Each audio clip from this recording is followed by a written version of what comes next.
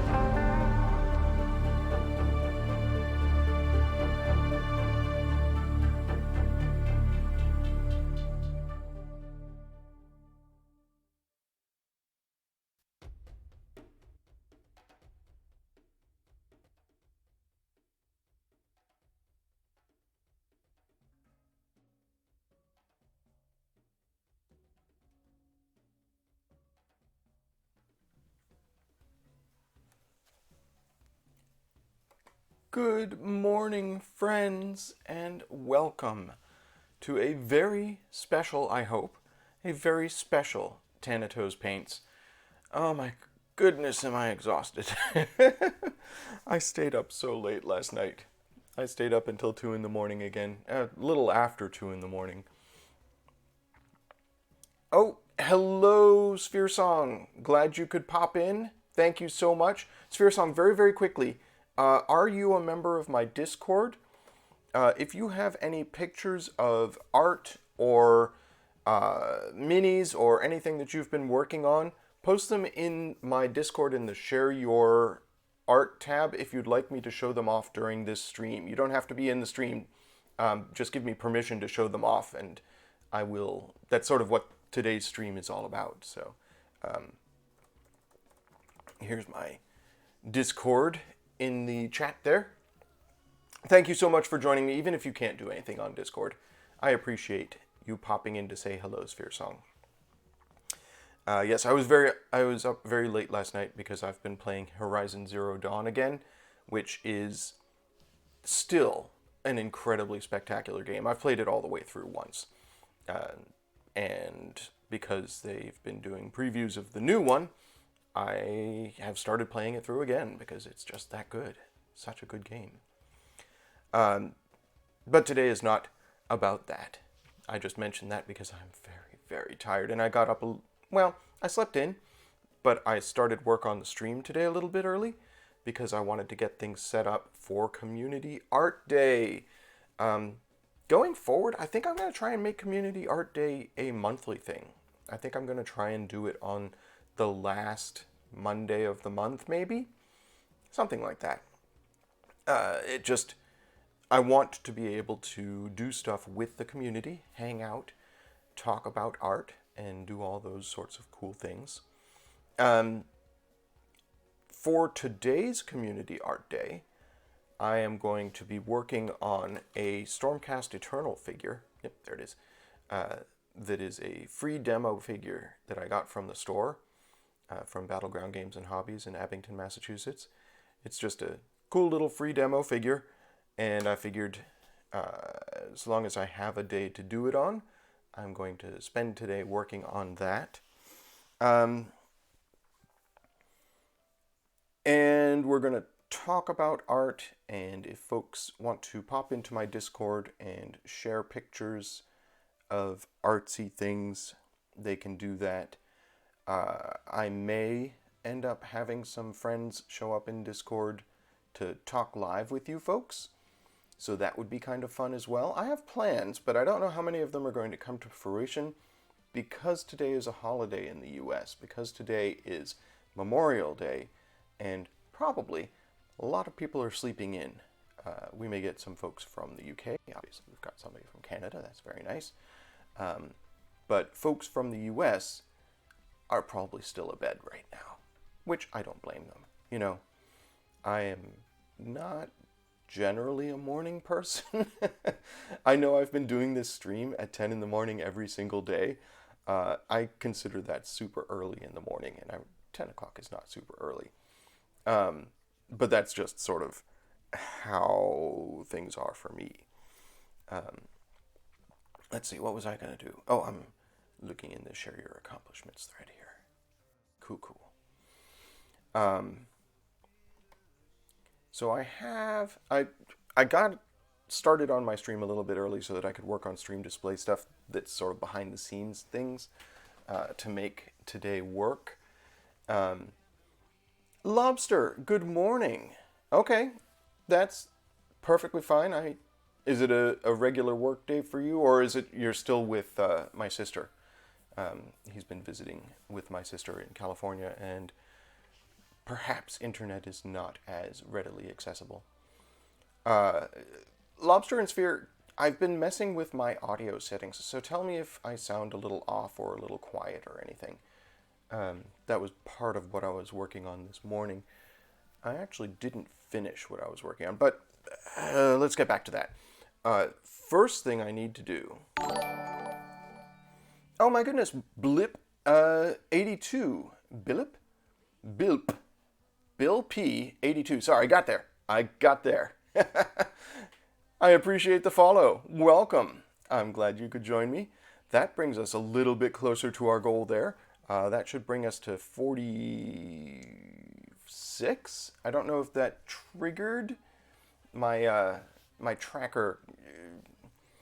Streamlabs has been weird for my stream, and the tracker doesn't always update. But that should put us at 46 followers towards my goal of 50. Thank you very much. Getting a little bit closer. Maybe we'll cross that finish line today. That would be really nice. It's all coming together. Yeah, 46. So what I was going to say, I've got sort of an order of operations here. I realized this morning as I was waking up, I made a grave tactical error with regards to the figure that I want to paint today. You can see it's still on the sprue, and it's just plain plastic. My goal for today was, I'm going to take this little dude, I'm going to assemble him and paint him live on stream, and we're going to go from plain plastic to a completed figure, and, just keep streaming however long that takes me, probably about 4 hours, 5 hours. However, I realized this morning, as I was thinking about my plan for today, it is plain plastic. It's not primed. Normally, the first thing you do with a figure is you prime it before you paint it. So I'm going to have to prime this now before I can actually do any painting on it. So I'm going to jump over to Zoom Cam here, and we're going to start work on that. So my plan is I'm going to prime my figure. I'm going to set it aside, and then we're going to work on some other stuff from last week, just quickly to kill the time while the primer dries. So here we are on washed out cam. Let's work on the focus here a bit.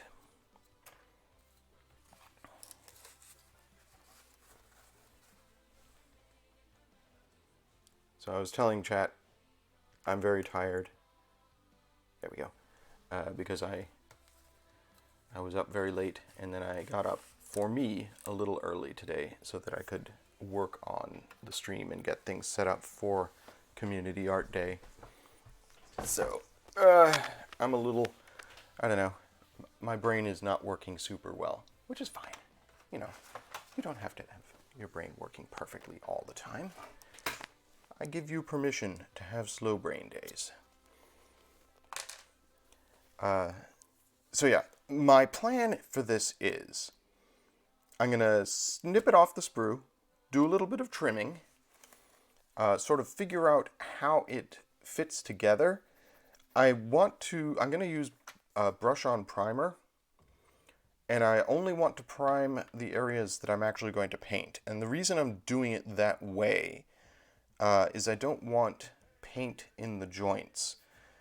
These snap to fit, easy to build models generally are there's low tolerance for give in the joints.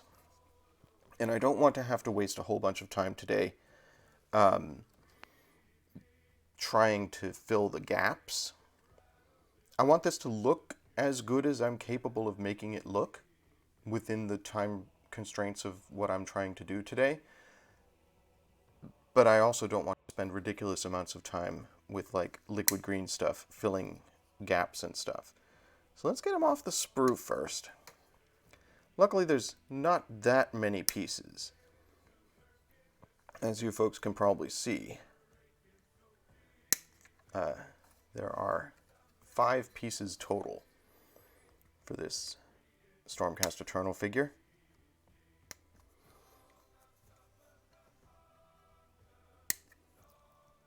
If you've been watching the stream for the last week or so, as I've been talking about my ideas for this project, I have ambitious goals.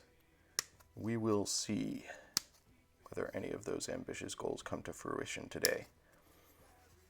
I might get some work done, and then some I might have to postpone. We will wait and see.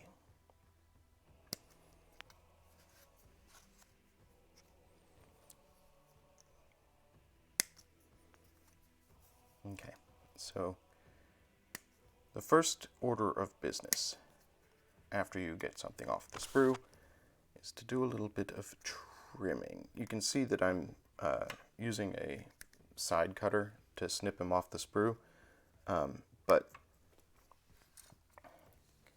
perhaps you cannot see, because I don't know if my camera is high enough resolution for such things,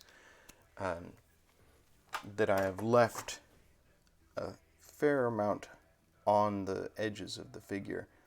I also want to sort of clean up any areas where the mold line is obvious.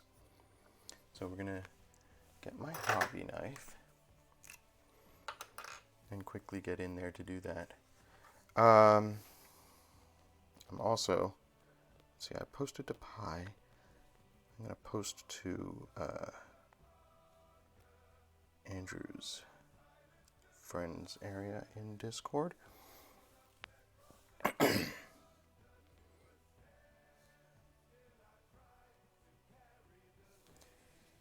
My poor little phone is working overtime today because I'm going to be doing Discord chat. Hopefully, if folks are able to join me for Discord. I'm going to do Discord chat. Is this working? I think it is. Anyways. Alright, so let's trim a little bit on the edges here. Just to get smooth edges. Oftentimes, when I'm removing sprue lines or removing sprue bits, I'll trim a little and then sort of scrape with the back of the brush or back of the knife just to get a smooth area there. This is not perfect, but I don't think today is going to be a day for perfection, because I am trying to get quite a lot done in a relatively short amount of time. But yeah, just trying to clean up those areas where there's, particularly here you can see there's a bit of sprue left over. I want to trim that off without trimming the figure too much. There we go. I want this to be pretty clean because this is actually an area of the figure I want to highlight. So I don't want a big gloppy sprue bit here. That's pretty good.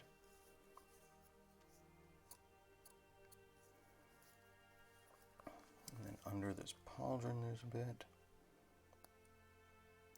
So the reason I want to use a brush-on primer is that I want to prime it before assembling it. And the reason I want to do that is that I want to be able to paint some of the areas that are harder to reach.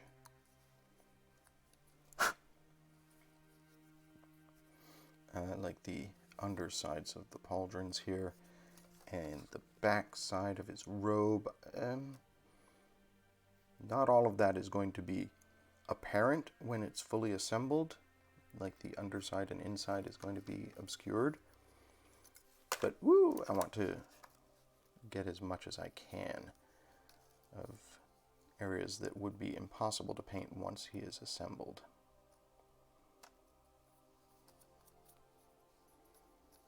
Let's see, there's a sprue connection here.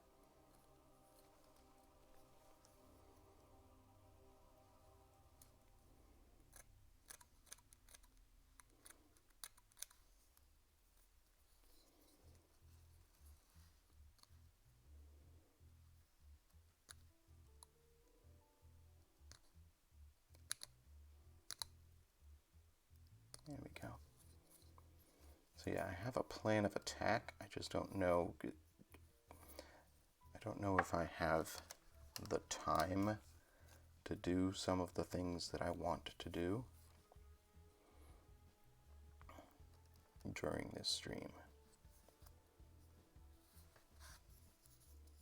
And why do they put a sprue connection right on the top? This is another of those areas of the model that I'm going to want to highlight. And they put a sprue connection right there. This is like my friend Brian was complaining about Necrons. The fact that they put sprue connections right smack dab in the middle of their heads, and trimming them before assembling them is tricky because of that. Because you don't want to leave any sprue there, but you also don't want to ruin the shape of the top of their heads.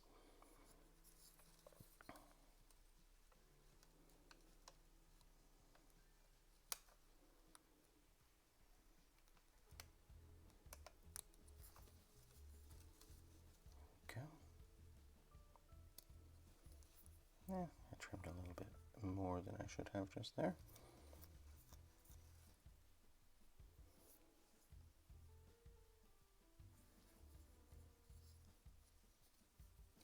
Man, I'm thinking about colors for this guy. And I had been thinking I'm going to go with a very traditional color scheme for a Stormcast Eternal, which is blues and golds primarily. But maybe I want to do a sort of Revolutionary War and add some whites in. The reason I mention that is there's these buttonholes that he's got in his jacket here. There are these little buttonholes. And I'm like, man, maybe I need to put a white lining on. We'll see. We'll see what we have time to do. The mold line is a little bit heavy just here. So we'll trim that a little bit. Just here. It's not bad, but it's... I will say, Games Workshop, these are free figures that you can get for painting demo purposes. And for a free figure, they've got some really clean lines here. I mean, they do put a lot of effort, I feel, into making sure that the mold lines are on edges. So you don't always get mold lines like they have here, very cleverly hidden the mold line in the armor. So you can see it very, very faintly on the back of the thigh here. But the effort that they put into making sure that even a mass-produced free figure like this, we've got 100 of these at the Battleground Abington location to use for painting demos and painting social days and stuff like that. And that even a simple demo figure like this is so clean in terms of the sprue lines and such. It's pretty impressive. There's not a lot of flash caught in there. I have a lot of Wasteland Warfare figures, Fallout Wasteland Warfare, and those figures tend to have some flash, like in recesses like this, there's a little bit that you need to trim out. And this guy doesn't have a lot of that. He's very clean. Alright, so now I've trimmed. I've made some sprue dust. Excellent job.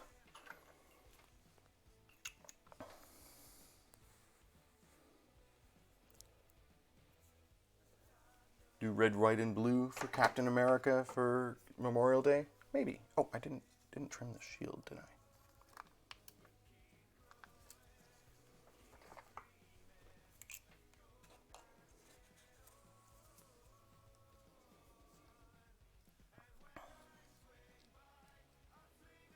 So I did want to talk a little about Memorial Day. Because, you know, I like to think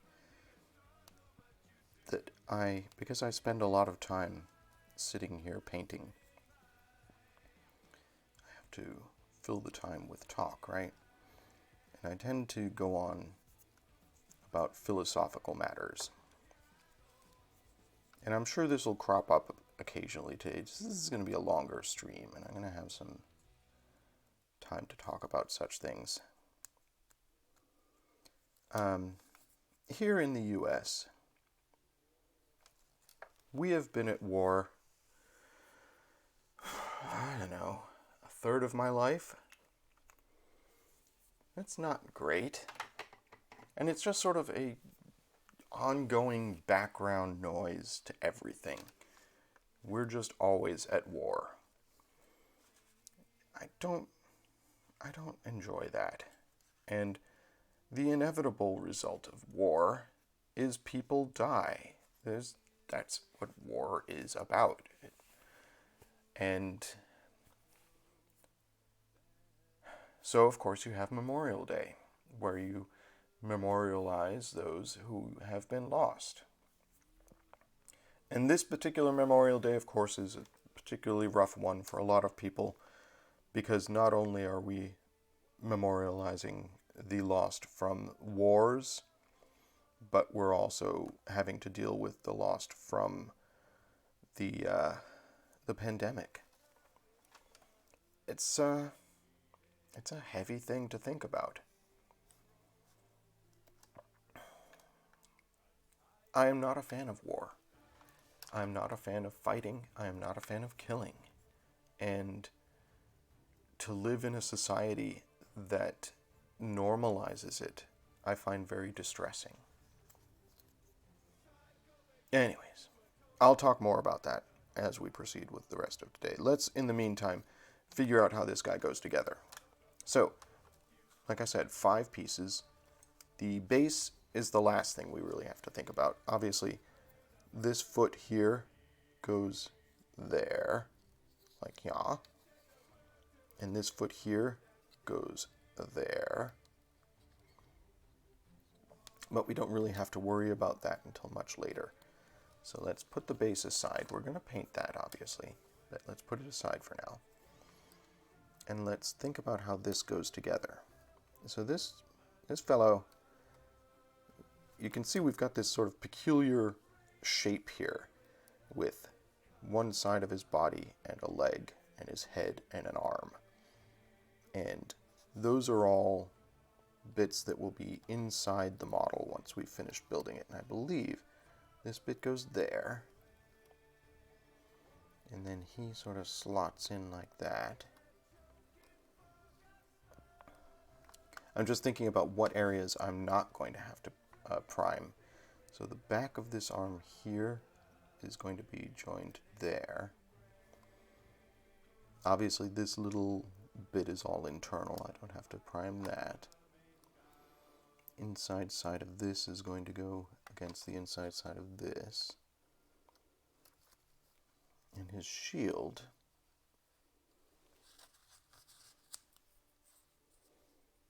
slots in on the back of his hand here. So the question is, do I paint the back side of the shield? I think I will. I don't know if you folks can see, but there's some little almost gear-like knobbly bits there. Those are the backs of his fingers. So the back side of the shield I probably am going to want to paint. Back side of this I don't need to paint. But maybe the underside of the robe up a little bit. That's why I want to do some priming before I assemble him. Okay. So let's brush on some primer on this fellow. And then we'll set those pieces aside to dry and work on something else while they dry. If I was smart, I'd have done this yesterday morning. I'd have done all this snipping and trimming and priming yesterday so that today I could just dive in and start painting, but I'm not smart. I was like, I'll do an entire figure in one day. Sure, that's a great goal.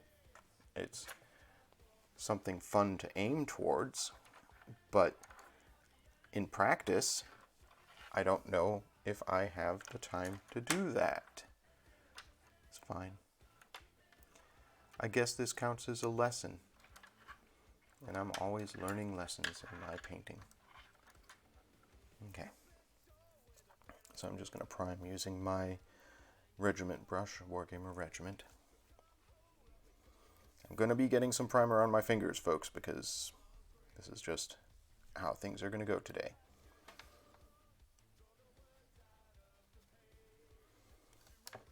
So I'm going to do up a little ways inside the robe, I think. Not all the way up, but at some angles you're going to be able to see the inside of this robe to a certain degree. So we're going to do a little bit there. This piece here is actually going to be outside of the model. So we definitely want to have this primed right up along here. Those are those buttonholes I was mentioning.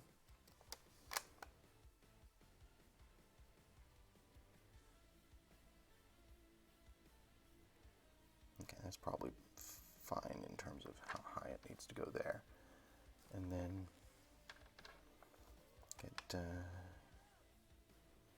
his foot here, his armor.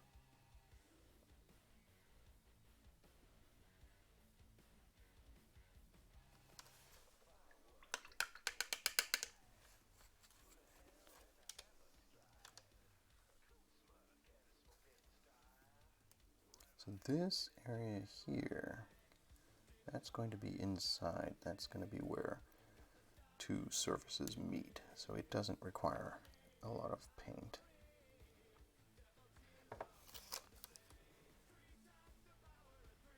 I'm not going to bother with the bottom of his foot because that's going to be in contact with the base.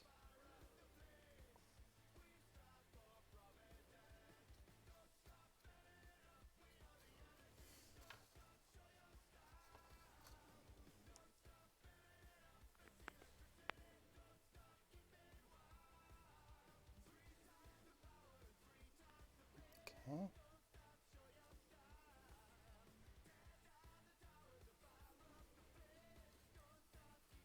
I trimmed a little bit excessively there, but that should be fine.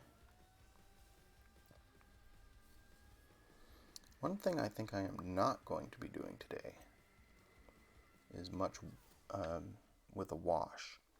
I may be doing a little bit with a wash, but I'm going, because it's just a single figure, and I'm trying to do a lot of sort of detailed work on it, I'm probably not going to spend a lot of time letting a wash bring out details, because I'm going to go in and try and do those details manually. So this is sort of the challenge that I've set for myself for today, to see how much I can do in terms of sort of cool technical things.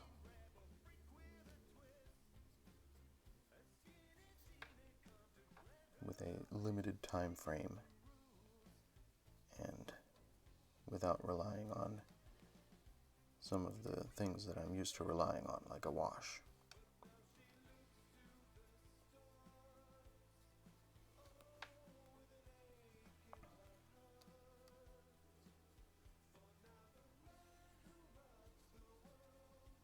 Okay, up to the arm here, base of his weapon.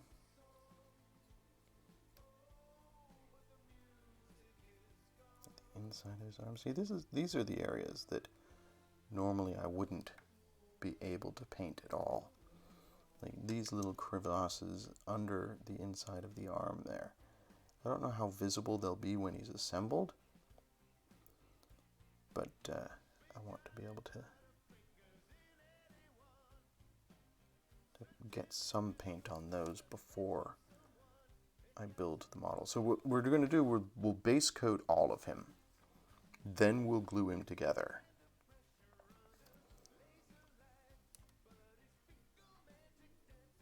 And then I can do sort of fine details after that.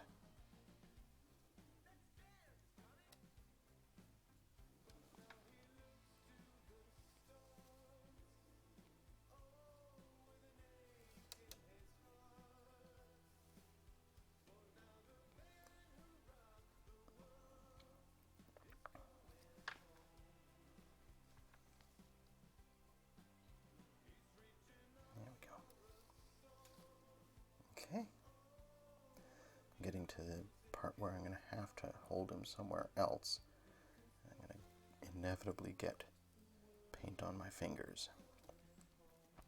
It's fine. I'm trying to apply a relatively light coat of paint because I want it to dry in a reasonable amount of time.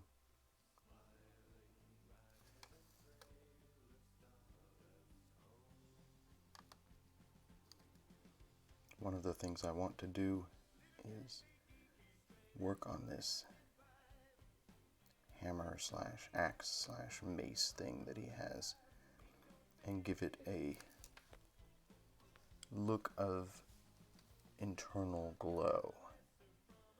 I don't know if I'll be able to accomplish such a thing, but that's one of the ambitious goals I've set myself for today, is that I want to do that. I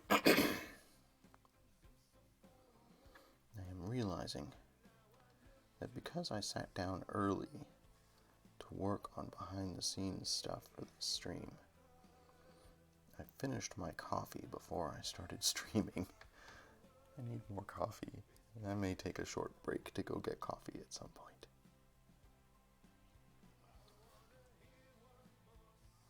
That went on a little thicker than I really wanted there. Don't want to obscure any details.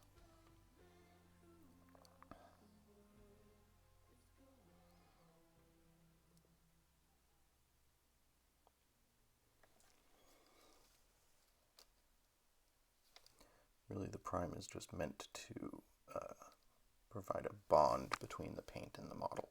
Nope. I'll just dip him in the paint. Excellent plan. Excellent plan.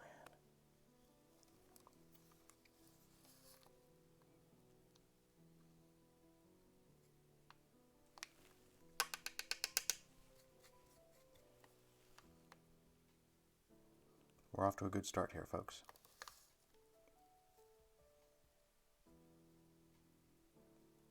Okay. That's that done. Next piece. Let's do the shield. This is going to involve painting my fingers a bit, because we're doing both sides of the shield. Let's do one side and then put it aside, and then come back for the other side.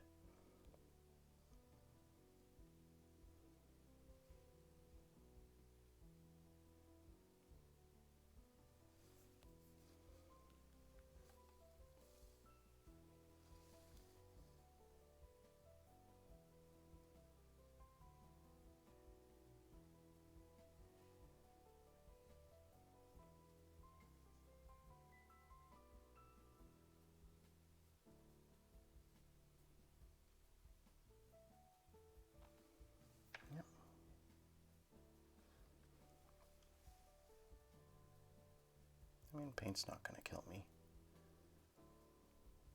I'm going to get a chance to wash my hands at some point. Don't want to be leaving painty fingerprints on everything, so I don't really want to get too much paint on my fingers, but it's not bad so far. All right. This peculiar little bit of person here. This is weird. It's going to have all the way around this foot. Most of this foot is going to be in contact with the base, but not all of it. The very tippy of his toe is going to be up off the base.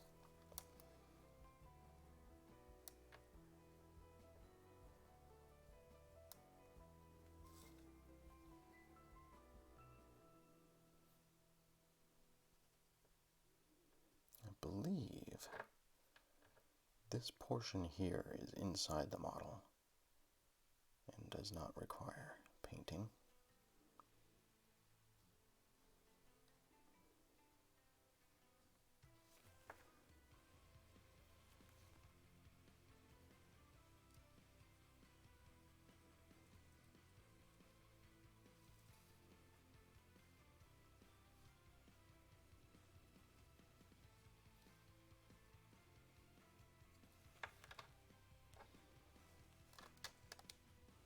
I haven't looked at a lot of reference for Stormcast Eternals before I started this.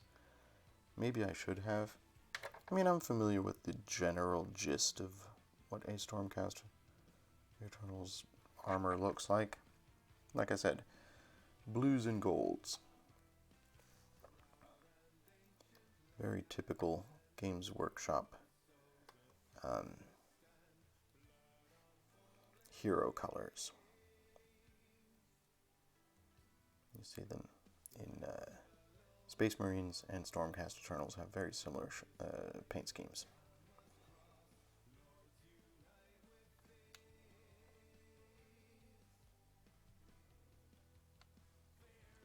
One trick is that I'm not going to be using any gold in painting this at all.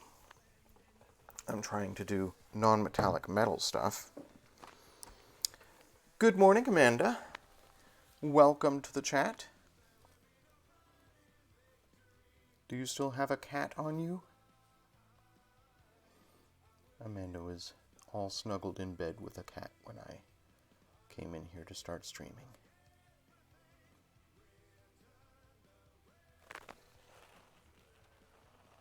She's next to you. She does tend to sort of curl up in my space on the bed when I get up. So yeah, I'm not going to use any gold on this figure. I'm going to use whites and yellows to look like gold. Part of what I'm trying to do today is push myself to experiment with new techniques, and one of the new techniques I want to try is non-metallic metal. So trying to get the look of shiny metals without actually using glossy paints. We'll see how that goes.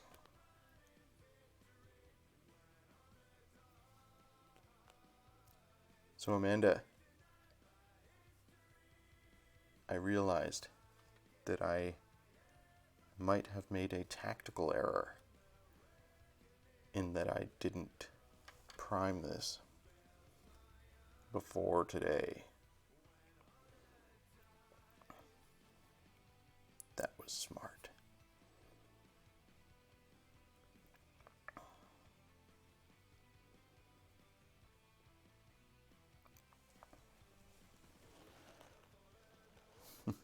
You were going to ask if it was primed? Nope, I'm priming now. That's what I'm doing.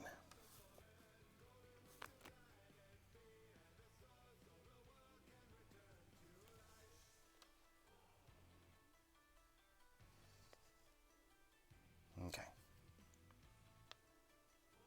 So that's that weird little bit. That's his head and left arm and right leg. Then we've got his front of his robe here.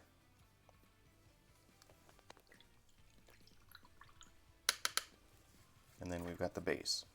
I mean, there's not many pieces to this.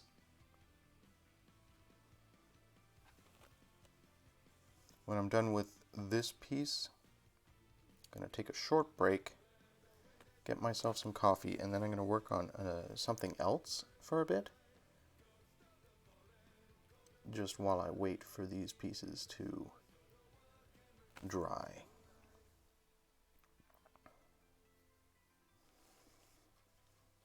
He's got his pauldrons here. I think this piece, so this is one of those areas that I'm glad I'm painting him before assembling him. This right here is the bit of his collar that goes under his chin, and I wouldn't be able to paint that very well after assembling him.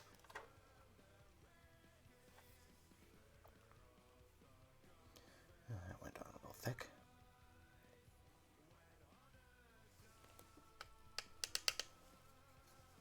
Let's just dial that back a little bit.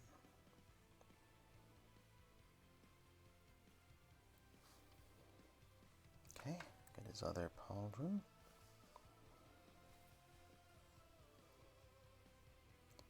This pauldron has a nice wide open area with nothing on it. This one has sort of Stormcast Eternal lightning symbol, but this side does not have that. So this could be something I could do something freehand on. So let's think about if I want to do some sort of a freehand logo or something on that pauldron.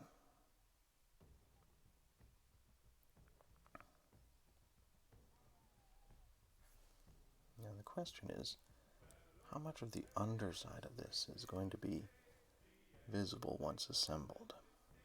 And the answer is I don't have any idea. So I'm probably going to paint it at least base it, prime it, and base it.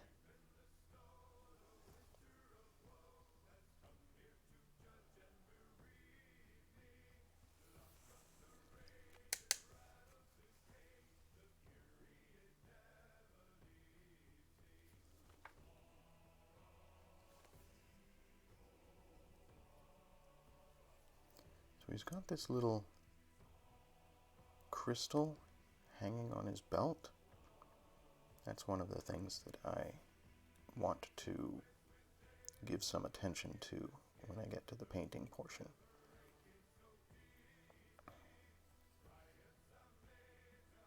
I want to call some attention to that. He's also got these beads here and this little lightning and anvil thing hanging here.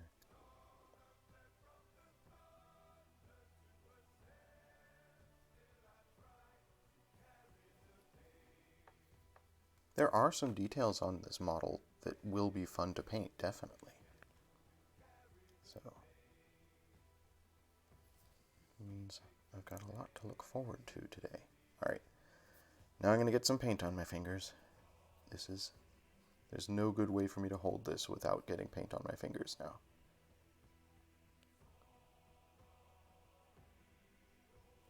It's another reason to take a short break after I finish priming this, is that I'm going to have to wash my hands before I do any more work.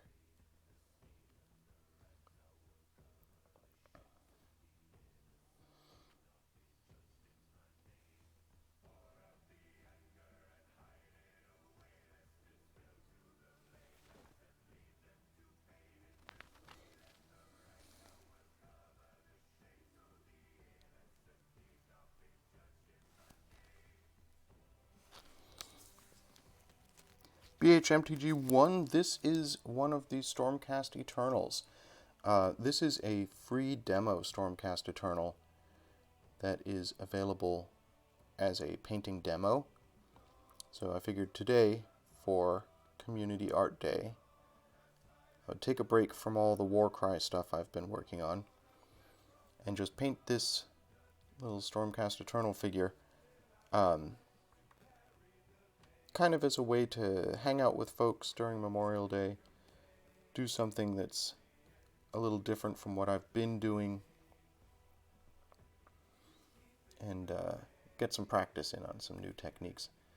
Alright, so I'm going to paint the back side of this robe a little bit, but first I'm going to put it down to dry. It's a little bit tacky right now. And while that dries, let's work on base for the model, which I just pushed out of the way here.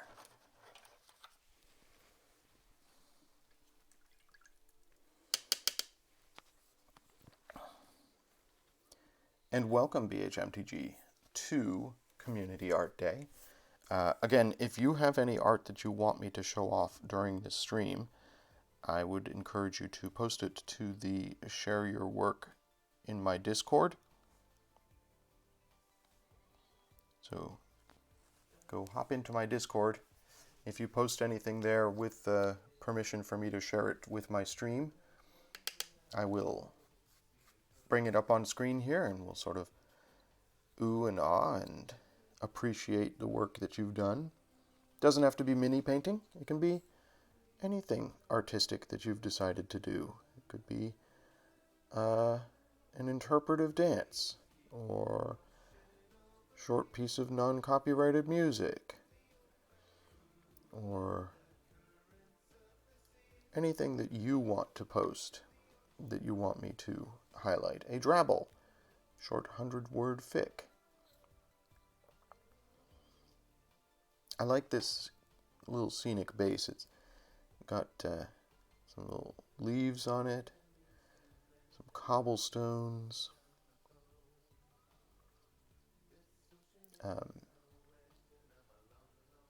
Kind of want to do some justice to this.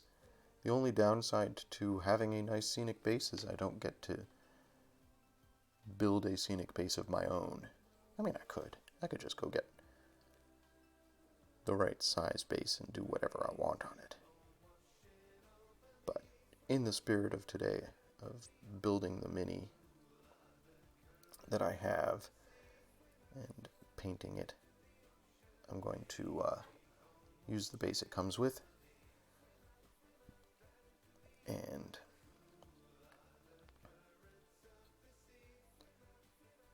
we'll just sort of call attention to the details that are molded into this.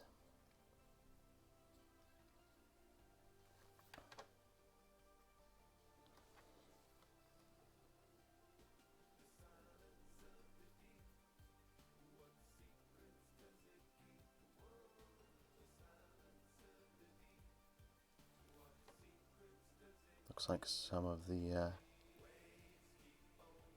priming that I've already done is beginning to dry. I will be able to get some painting done today, that's good.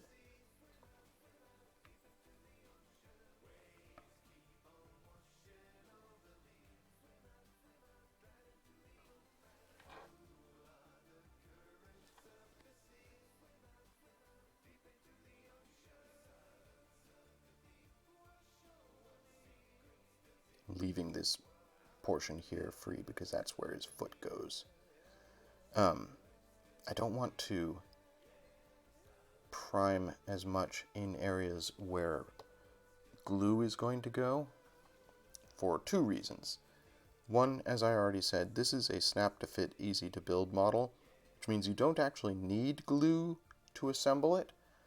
The idea is that just friction will hold it together and eventually paint. But I probably will add a little glue, and I don't want that glue to stick to the paint and not the plastic. Plastic glue is great stuff with plastic because it actually melts the plastic slightly and helps to bond the figure into a single piece. But plastic glue on paint is less effective, which is why I'm trying to be careful about not priming the areas I'm going to be putting glue on. I also don't want to add any extra layer, by which I mean the tolerance in a easy to build snap to fit model. There's not a lot of space for gaps, and if you put too much paint on it, it's not going to fit together quite right, and you're going to have some sort of gaps in it, and I don't want to spend any time today filling gaps. Alright, I've reached the point on this model where I can't paint it anymore without painting my fingers. Put this aside. We'll paint where my thumb is later.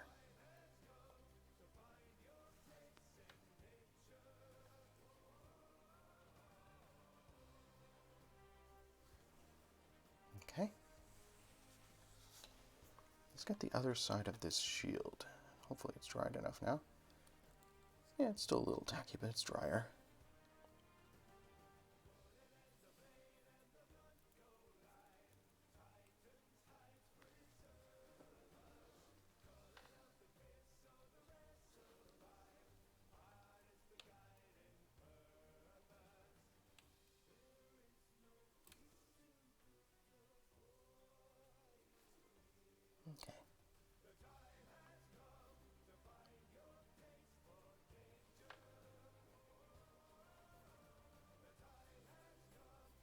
Okay. Making some progress.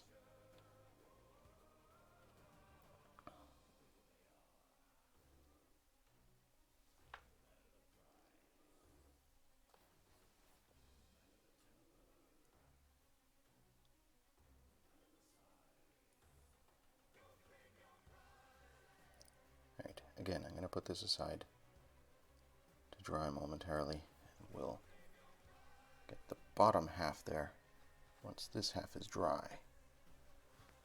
Whew, okay, we're fine.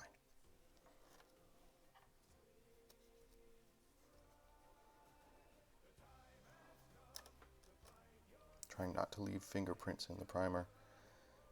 So I wanted to come back to this and paint the underside of the robe. Oh, thanks, sweetie. Amanda just posted some stuff to the Discord.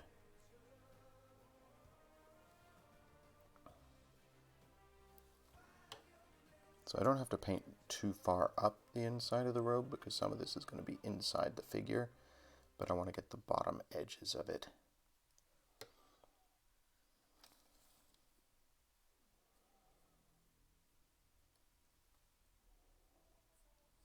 Just a little bit. So that if you're looking at it from an angle where you can see the underside of the robe, you at least see paint and not bare plastic. All right, let's put that aside to dry.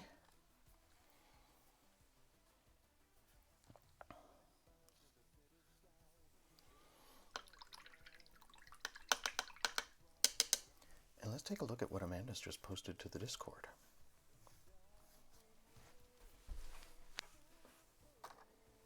While these pieces dry a little bit.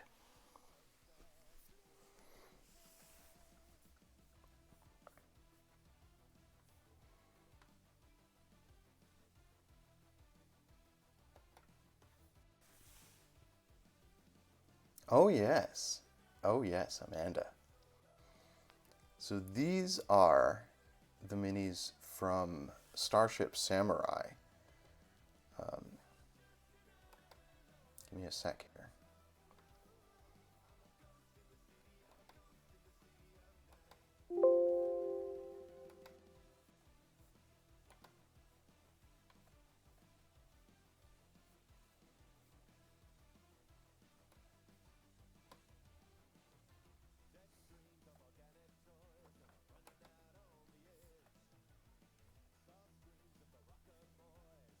This is what I was working on this morning. That was the reason that I had to get up a little bit earlier than normal.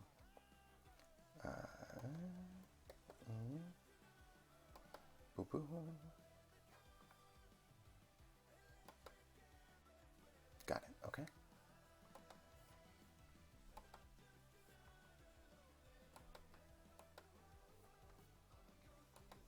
So here, chat, are some of the minis from Starship Samurai that Amanda was working on.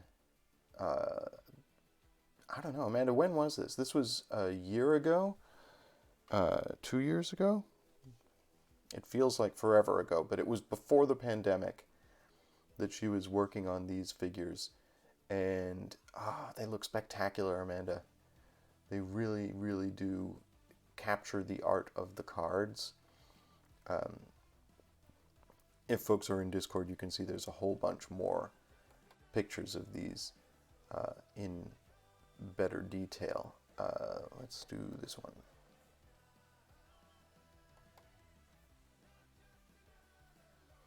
This is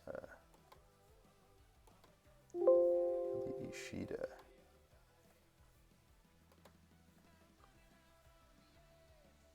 There.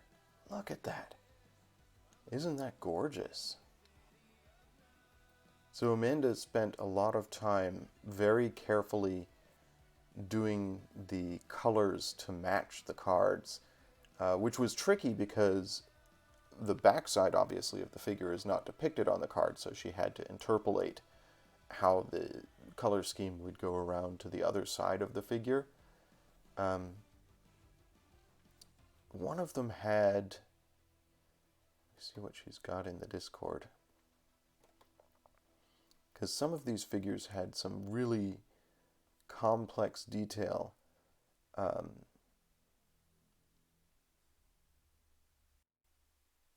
Yeah, here, the flames on the, is it Lozen?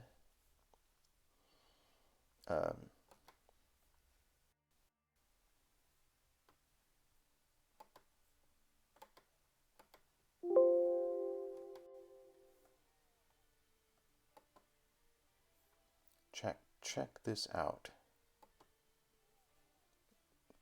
Amanda had to hand paint in the flames at the base of this robe.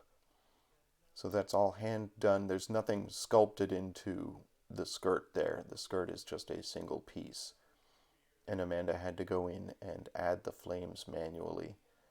That's such amazing detail, and I think it came out really, really well. Can I zoom in on that? I don't know how it's going to look if I do, but I think I can zoom in a little bit.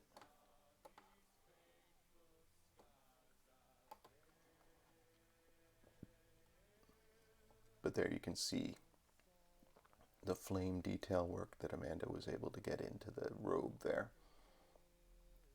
Those are pretty hefty figures. They're kind of big. But, it came out so good. So good, Amanda. All right, I'm going to take a very short break to go get myself some more coffee and wash my hands. Actually, I'm going to finish priming the two figures that still need a little bit of priming on them. Give me a sec here.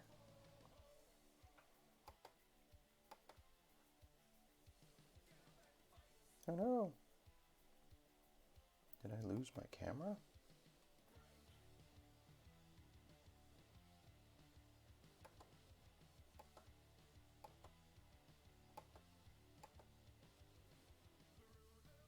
Oh, I see. Blah, blah, blah. There we go. All right. So there's a couple of pieces that still need a little bit of more paint. Bottom part of this shield. Thank you, Amanda, for posting those bits into the Discord. If anybody else wants to post anything in Discord to show off, that's exactly what I'm talking about for Community Art Days. Taking a look at some of the amazing work that people have done.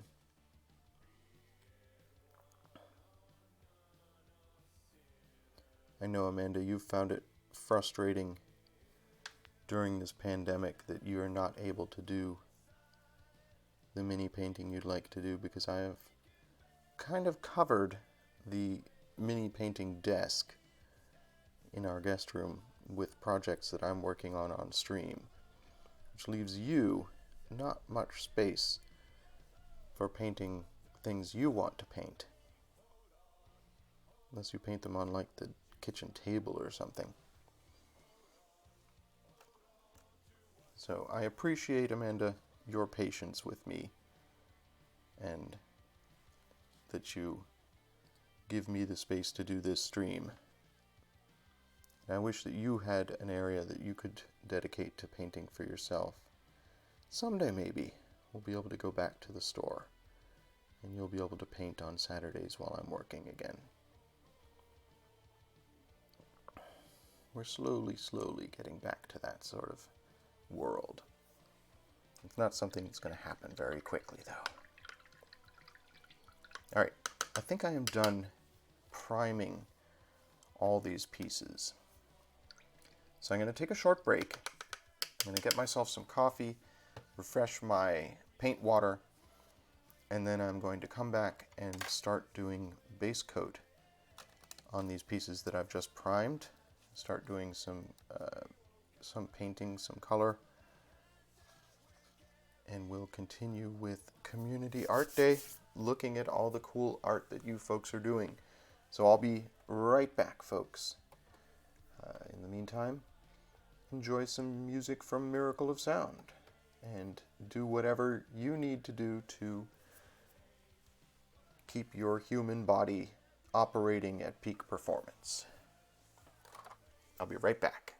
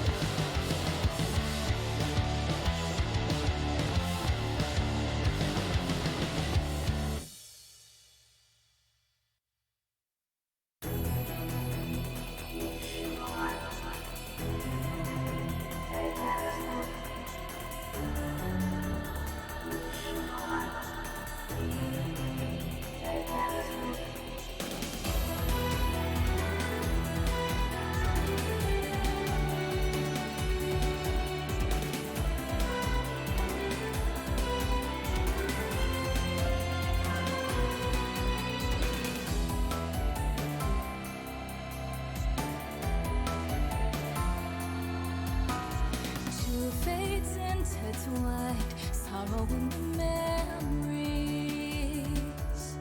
Rooted, realigned, no cold comfort here for me.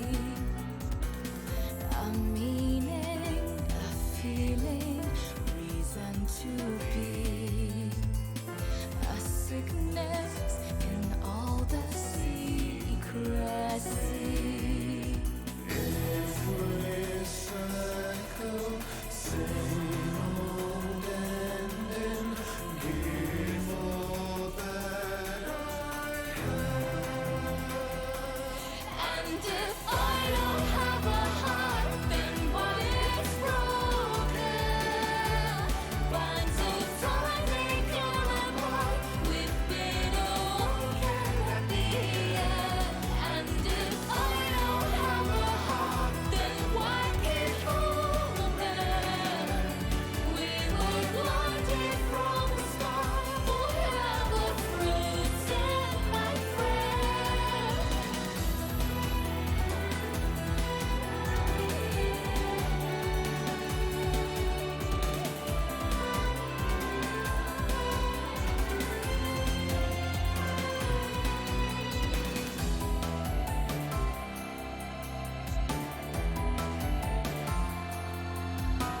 Flowers will tend to fade with the interweary walls. Glint of dancing blades, cry for mercy at the fall. A taste of emotion, forbidden sea. The sting of the flavor, bittersweet. Ooh, it always ends the same way. And if I don't have a heart, then what is broken? Bonds of time they come apart. We've been okay at the end. And if I don't have a heart, then why keep holding? We were blinded from the start, forever frozen, my friend.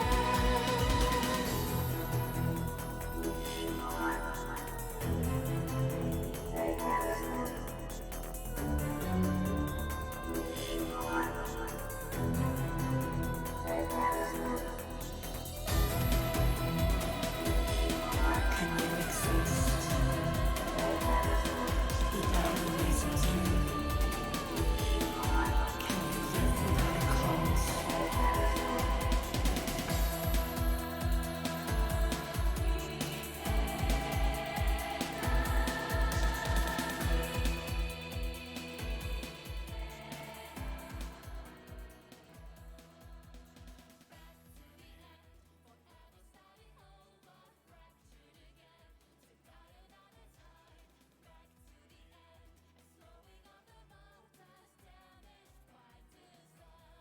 Hey, I'm back, friends.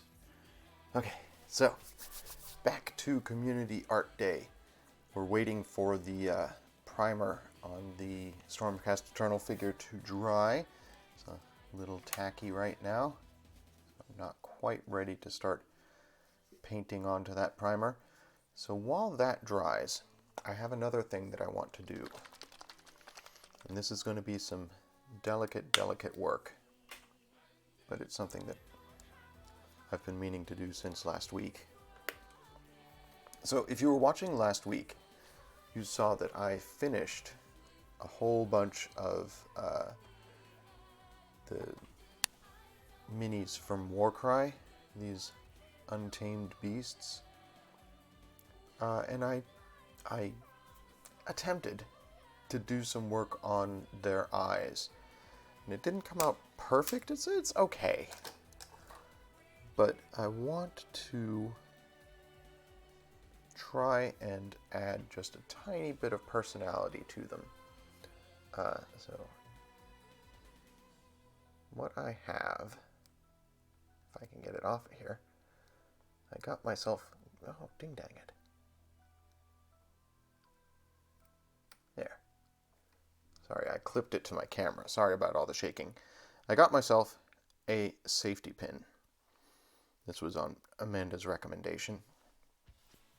And I'm going to use that safety pin to try and just put pinprick eyeballs on these figures.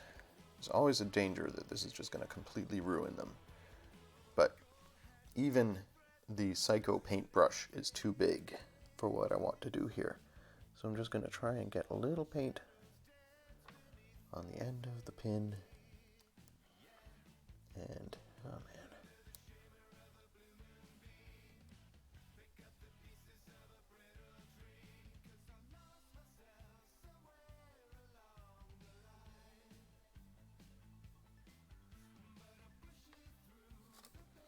It's so little paint that it dries before it gets to the model.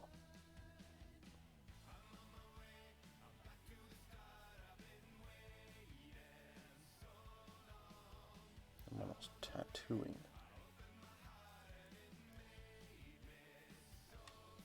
I don't know if this is going to work. It was a notion that I had.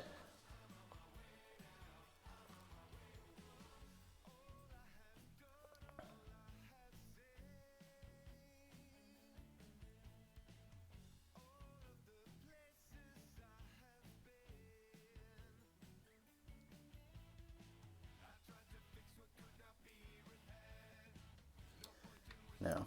So, it's not going to get there, I think.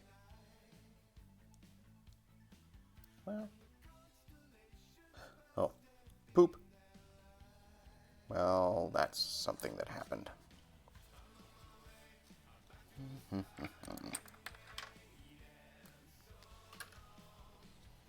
Just completely filled the entire eye socket with paint.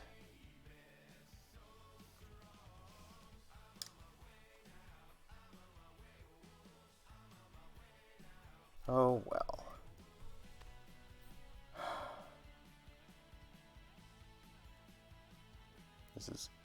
This is going to be an ongoing project, fam. This is something I'm going to have to keep coming back to, I think. Just trying to do these eyes are definitely the most difficult piece of painting that I have to do on these figures.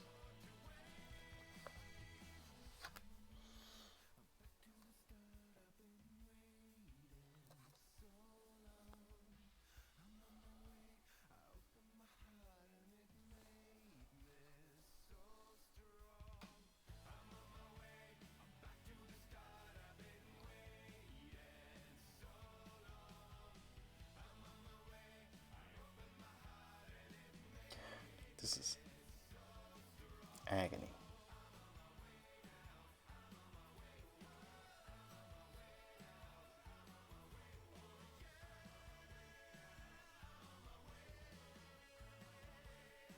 I'm getting paint everywhere except where I want it.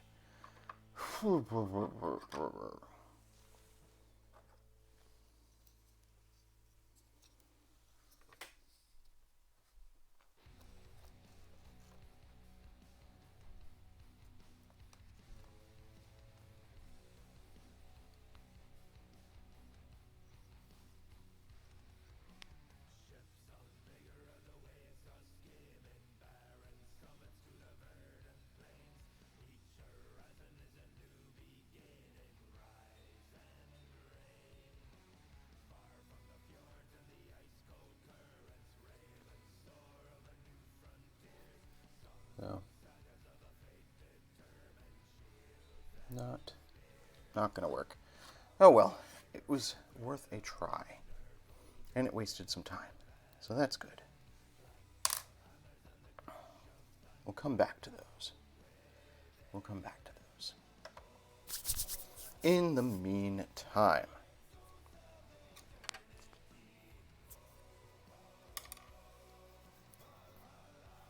let's get back to the figure here. And let's think about what we want to do paint-wise with it.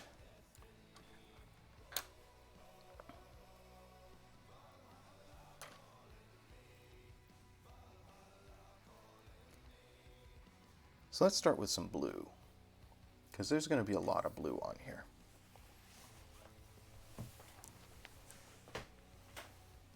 think we're just gonna start with a nice light blue, royal blue. That's gonna be a lot of what's going on here with this figure.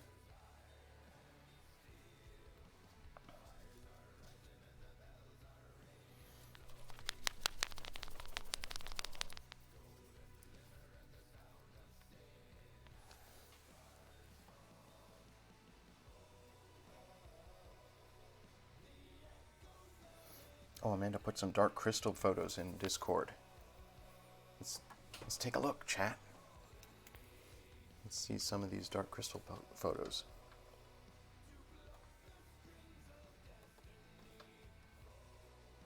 So the dark crystal minis came out so astonishing.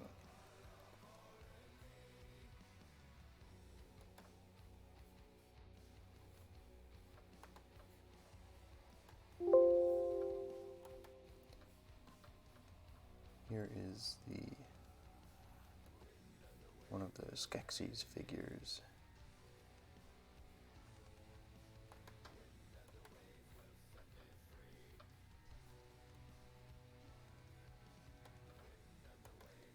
Here's the Chamberlain. Oh my goodness. Just look at that. Look at the detail. And the brocade and just the colors that Amanda was able to get into the Chamberlain there. So spectacular.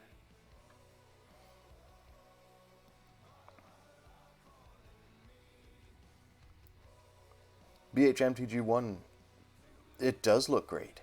Yeah. So we're showing art. This is something that Amanda painted a while back. That's the Chamberlain, and this is the general who becomes Emperor of the Skeksis. These are from the River Horse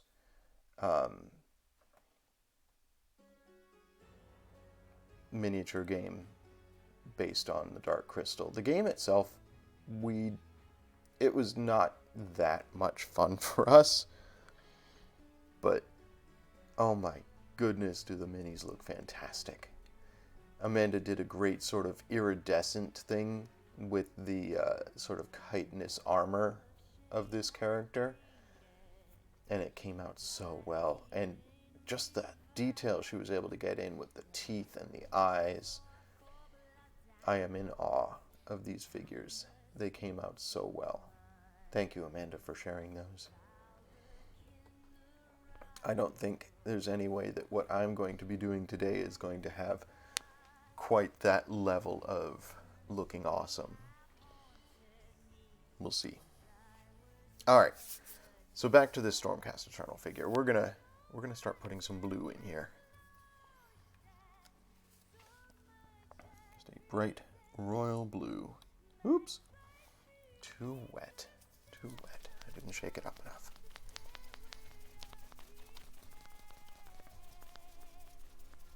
I'm just gonna sort of go in and get the base colors set, and then we're gonna sort of refine it from there. So let's start with this blue. Let's see, it's gonna go on the pauldrons here, in between the lightning bits.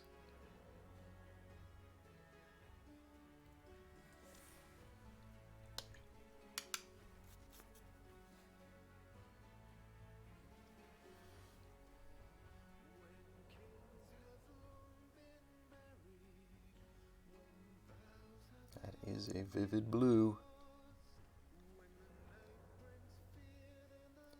So the outer edge of the pauldron here is going to be gold. And as I said earlier, I'm actually not going to be using any gold paint on this because I'm trying to challenge myself. I'm going to be using whites and yellows to try and get a gold effect. Let's see.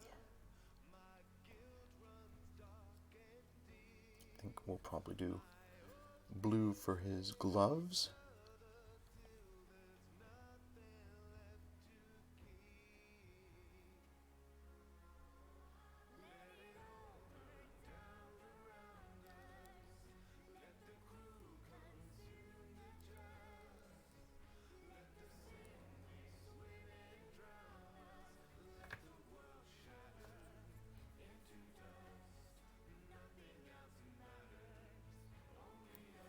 I haven't, like I said, looked at any reference.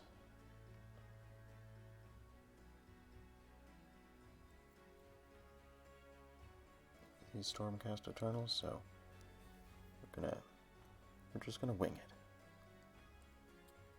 I know the basic color scheme that I'm going for. We're gonna try and make something happen that's in the right mood.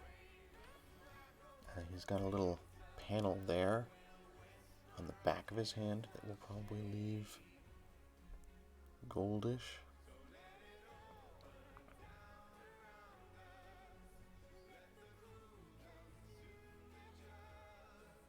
There's going to be a lot of blue in here.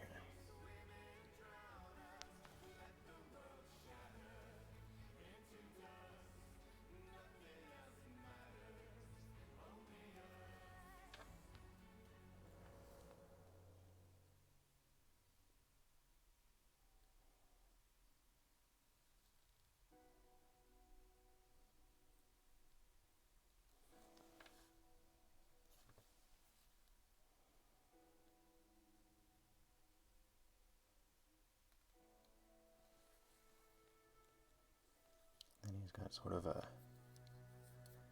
bit on his elbow here. We'll do that. I don't know. But we'll do that a different color.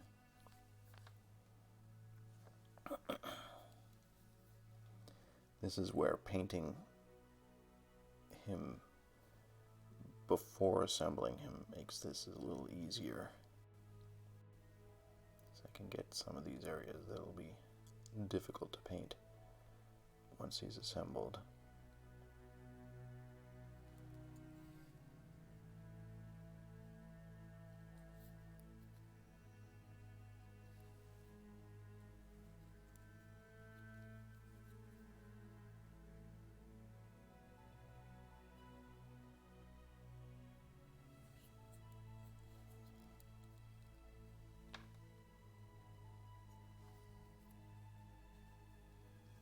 Blues and golds and silvers and browns. We're going to have some areas that are brown.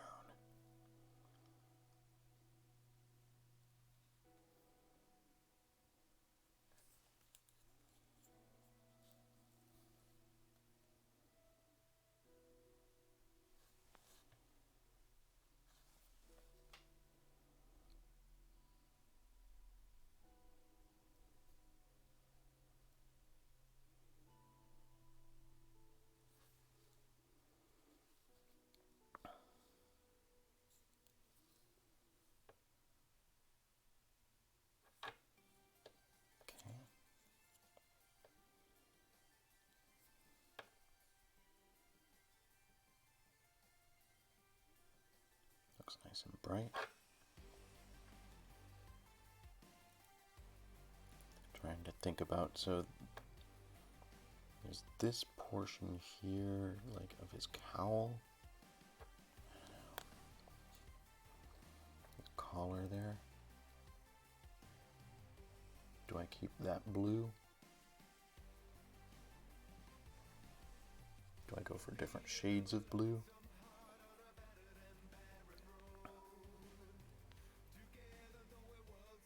Maybe I should have looked at some reference. Whatever.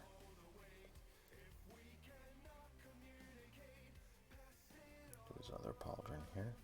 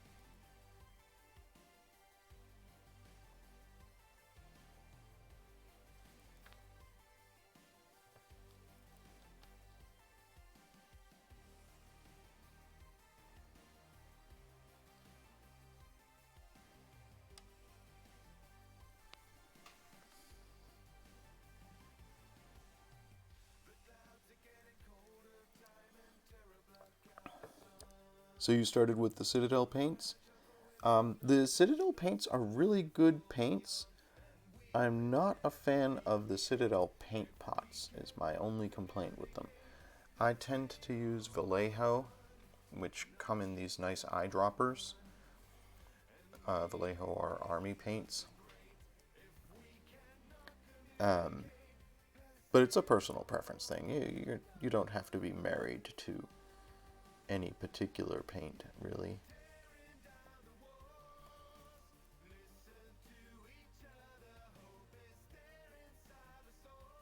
I do use some Citadel and some Vallejo. I sort of mix it up.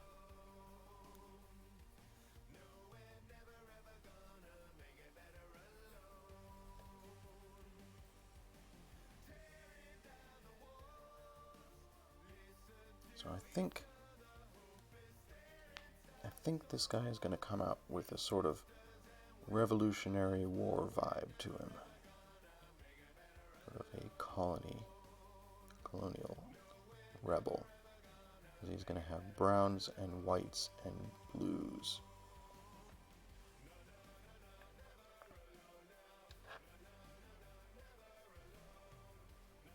We'll see how it looks as we get closer to getting more paint on the figure.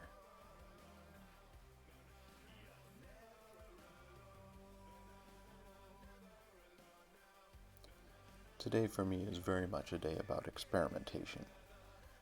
I am not, I always say this, a really great painter, but through having this stream, I do get a lot of practice. I get to try a lot of different things. So it's good to have some time I can dedicate to just messing about and trying new things and trying to test my limits, which is sort of what I'm trying to do today as part of my community art day.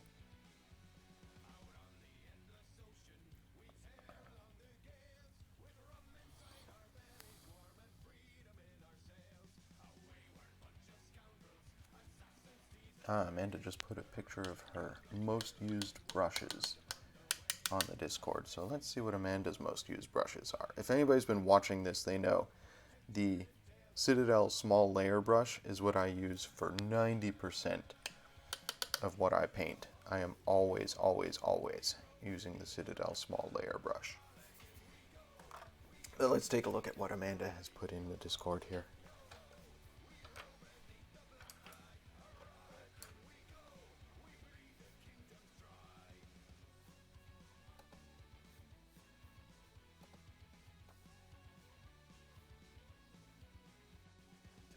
She also put some of the Highlander board game figures in Discord. So these are Amanda's most used brushes. Get it out here.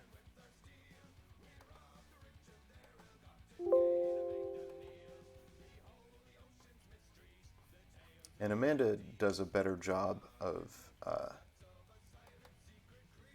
cleaning and maintaining her brushes than I do, I will say.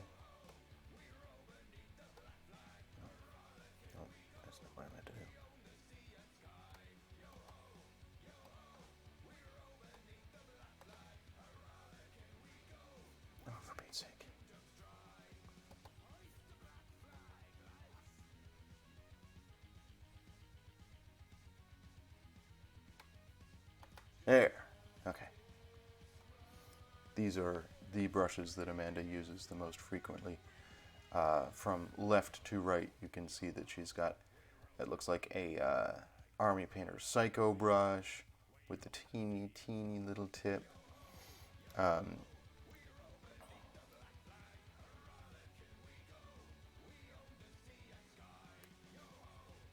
Yeah, you learned brush maintenance from the set director at high school and from Derek at Battleground.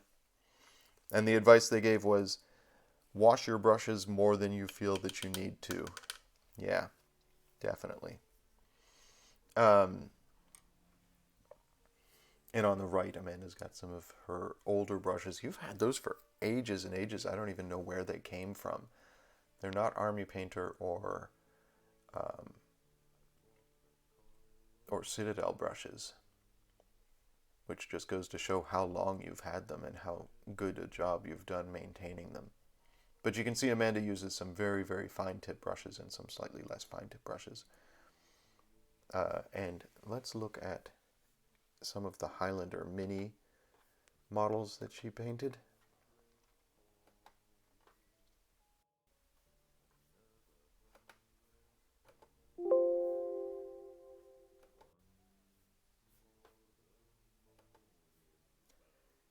So this is one of the extra characters that was created for the Highlander Minis game. This female assassin who discovers that she's immortal. And man, you can see the detail that Amanda got into these kimonos. The one on the right with this sort of flower motif that Amanda put in there, and the one on the left where it's more sort of white or green leaves on a black kimono. They're both absolutely gorgeous. That's unbelievably fine work. You can see with her hand for scale just how fine the detail is on those. I am not up to that level yet. Maybe if I keep practicing, someday I will be. But wow, that is certainly something to be proud of.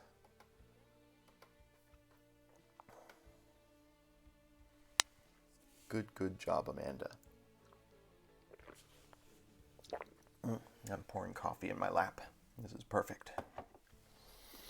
Why is this so washed out?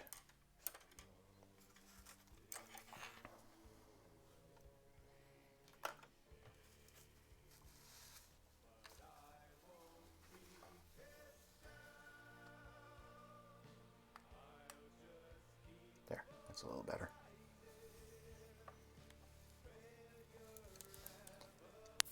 It shouldn't have reset the camera when I went away for my lunch break, or when I went to get additional coffee for myself, but apparently it did. Here's where we are. Alright, paint on model. Let's get all the blue done, and then we'll think about other colors.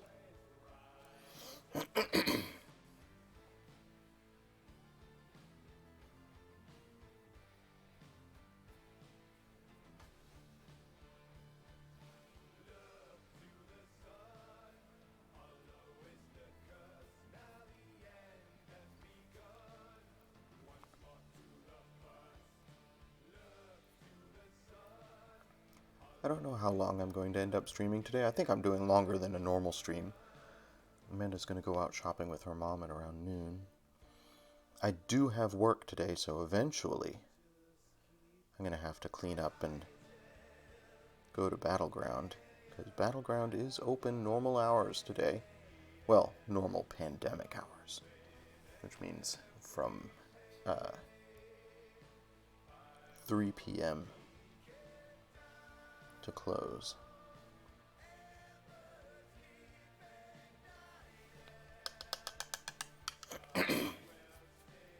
This means I have to go in at some point today. I have to leave by 2:30 at the latest if I'm going to get to Battleground in time to open the store.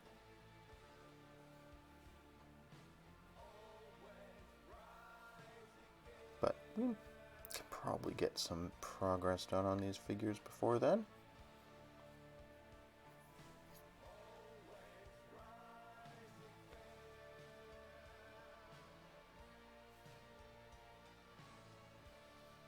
We're still very much in the rough base coat stage.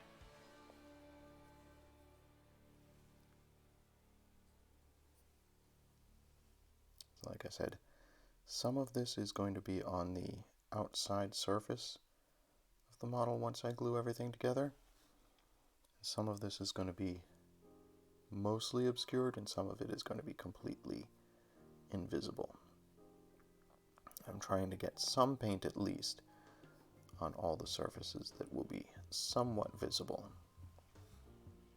like the underside of the back side of the robe here. But I don't have to be overly concerned with it.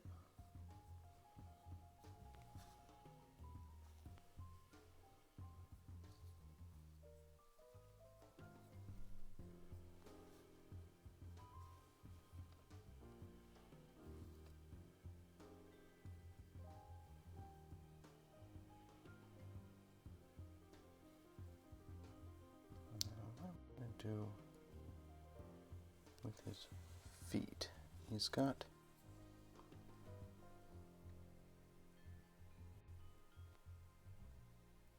There's several plates going on here.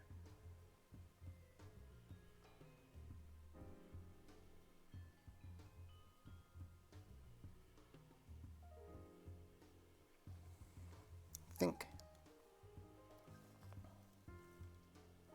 this portion is going to be blue here.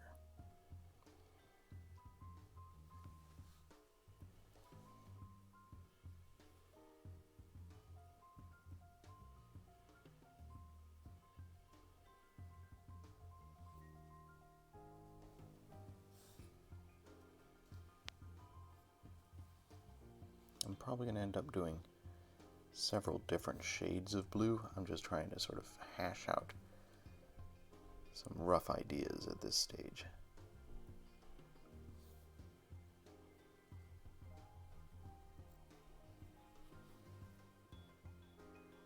Like, I don't want the figure to just look blue with nothing else going on.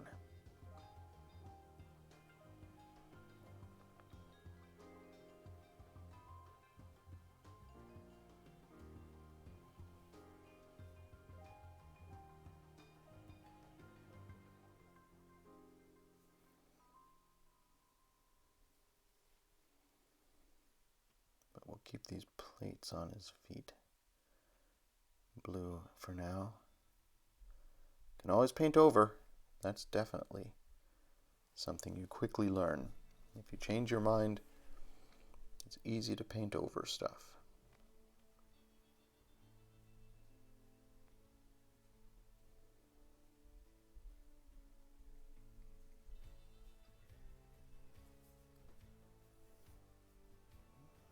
I think he's going to have a brown boot, brown leather boot underneath all these plates.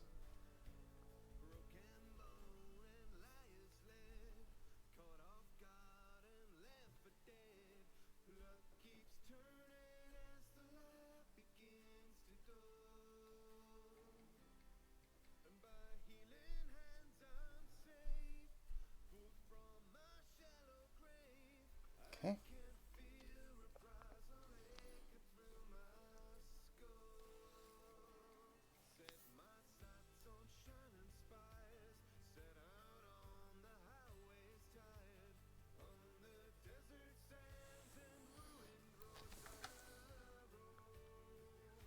Sphere Song, welcome home. I'm glad you're home from work. I think stream is going great. We've looked at some of the art that Amanda posted in the Discord of figures that she's painted in the past.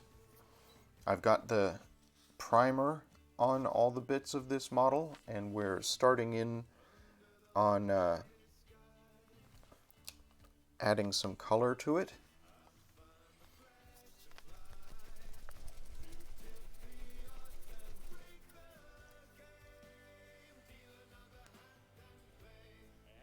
We're just sort of hashing out the basics of the model, and then we'll get more detail as we go.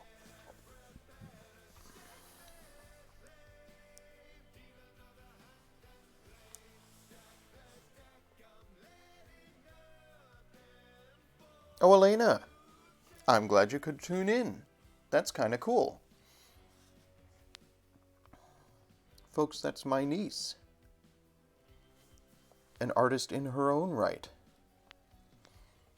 Just in different mediums.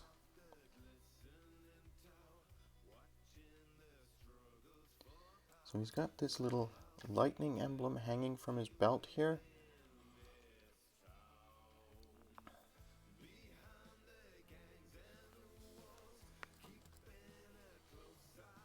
Thinking about color choices here.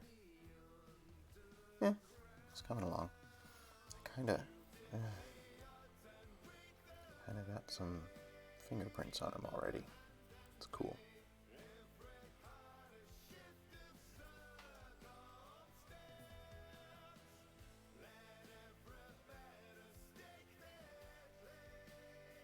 There's gonna be, I'm gonna be coming back in and doing a lot of detail on this figure.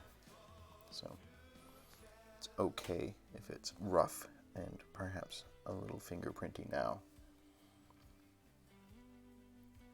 Alright, so we did the gloves in blue.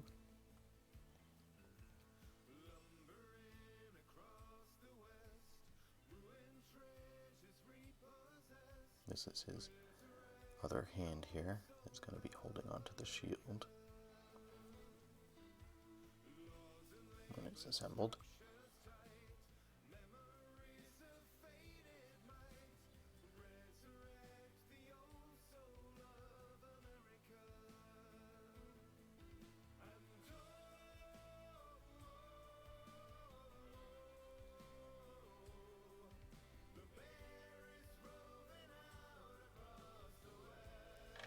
So nice having all of you folks in chat hanging out, though. This is very gratifying.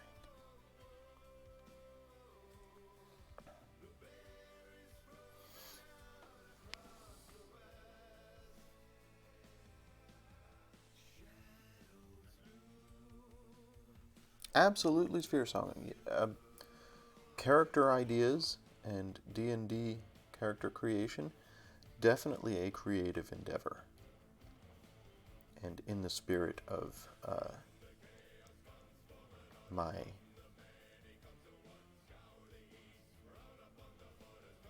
community art. So I'm eager to hear about character ideas. You've been doing some interesting things with spirit-afflicted wizards and that sort of stuff.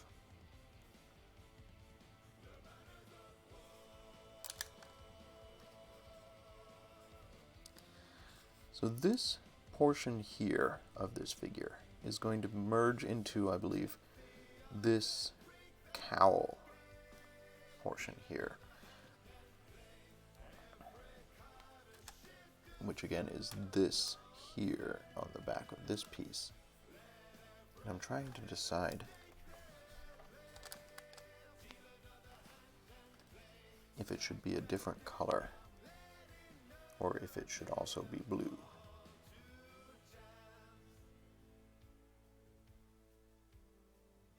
This is interesting. He's got pauldrons under his pauldrons. I'm not sure what that's intended to be.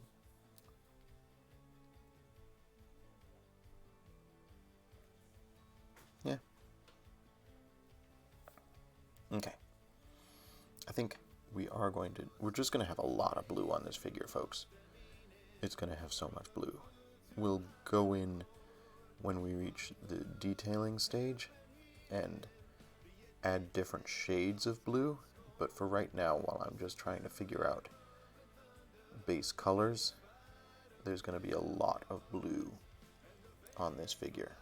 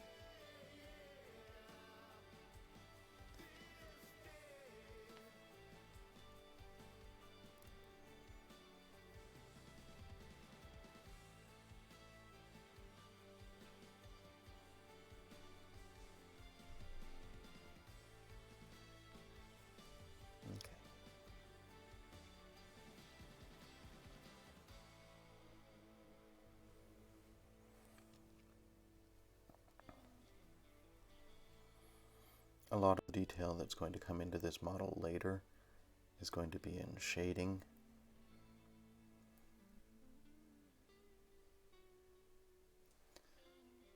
I still have to decide if I want to do some sort of a pattern here on this. This is the widest, emptiest area on the pauldron there.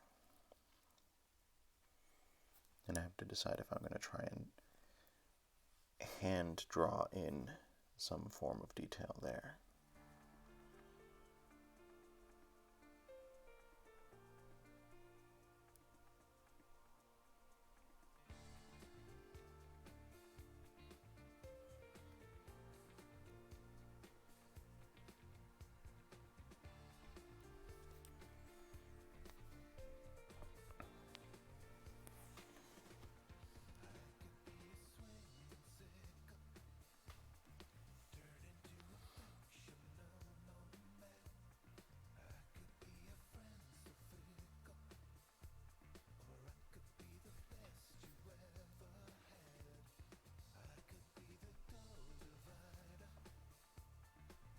I'm curious to know if anybody else has painted this particular figure before, who's here in chat, and what choices you ended up making in terms of coloring and stuff.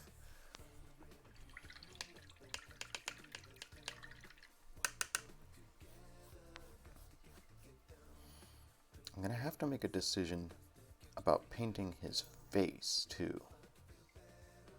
That's a decision that is looming on the horizon.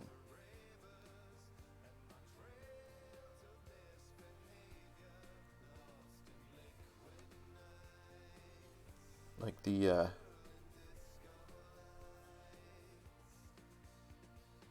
got almost a mask on.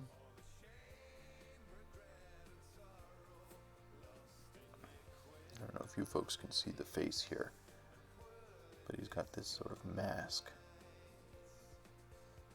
I have to think about what colors I'm going to go into there.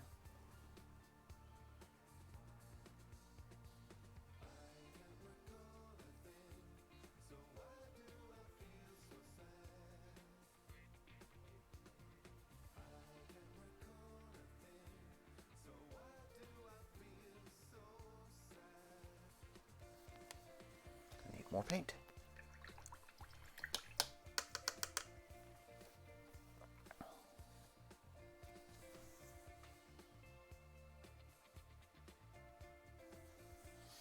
What is everything else going to be besides the blue? Well, it's going to start out with some browns and whites. And then I'm going to add in yellow.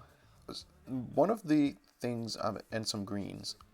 One of the things I'm attempting to do today, and this is ambitious, so, you know, it's a good thing it's a free figure and I'm not wasting money destroying a figure that I spent a bunch of cash on. But one of the things I'm going to be trying to do is on the reflective metallic type surfaces, like the gold trim and whatnot. Instead of using a gold paint, I'm going to use whites and yellows to make it look as if it's gold. Do a non-metallic metal effect. Maybe paint in some reflections.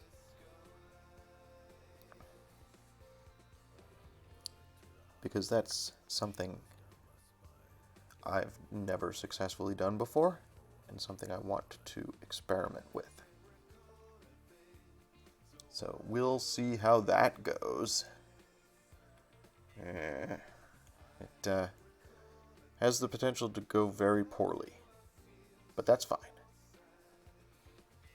If you don't ever experiment and try to do things that you're not good at, you will never improve. The only difference here is that I'm doing it live on stream for you folks.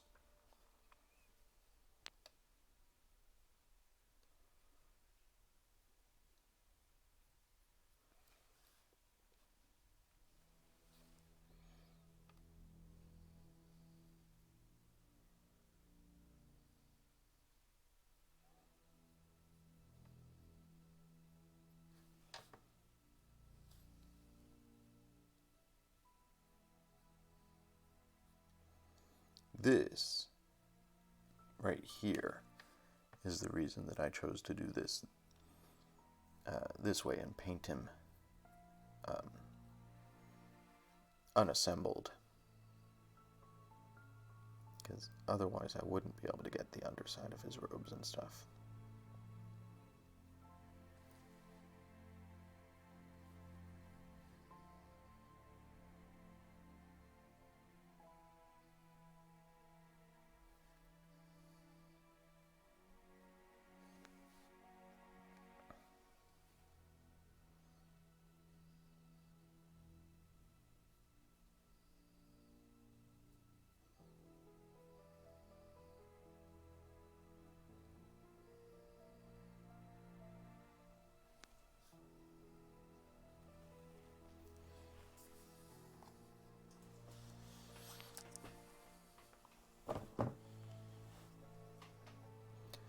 Yeah, actual literal gold leaf on minis, I've never heard of anybody actually doing that. But, you know, I could see it happening, I guess. It does sound decadent.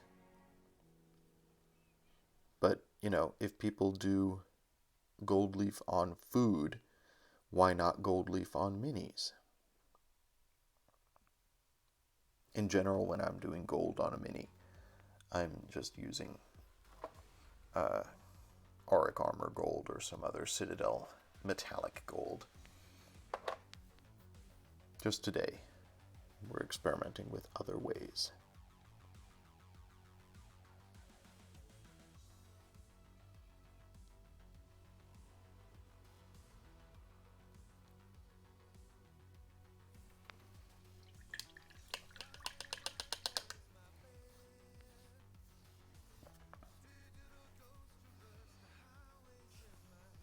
Seem to have lost a bristle.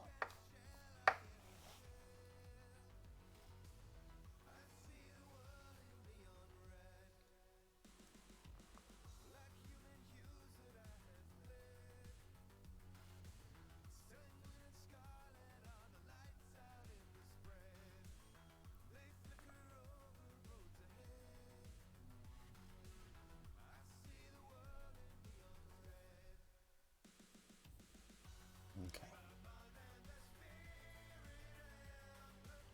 That's that.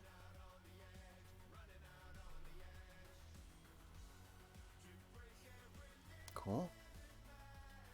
Alright, so we've got that piece done. This piece done for all the blue. The shield is going to have quite a lot of blue to it.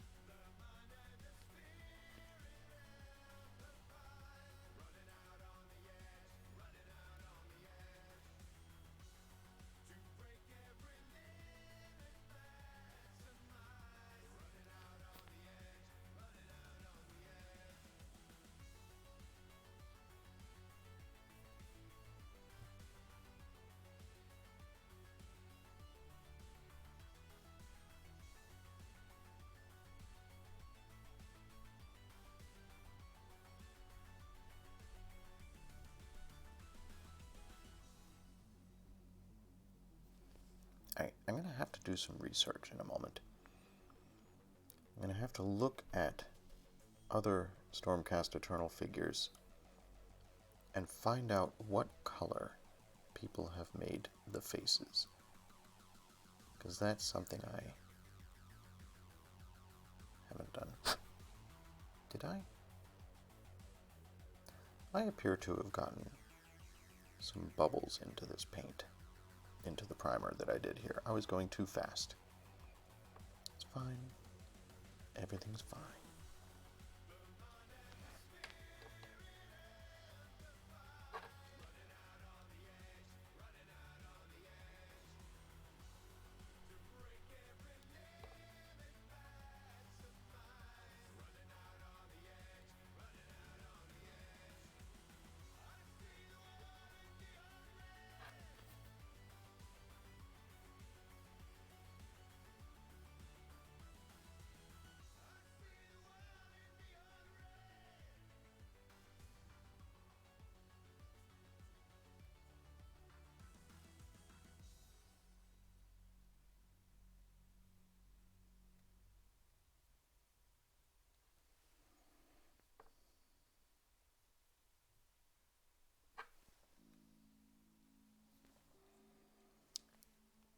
Chat, I'm realizing that I needed to get a charger for my phone, and I failed to do that before I went live. So I may have to take another short break momentarily before my phone runs out of batteries.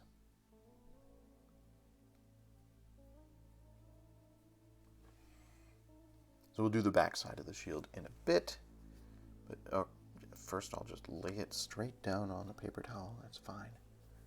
All right. I want to finish with the blue, and then I'm going to go grab a charger for my phone, and then we'll do some brown and white.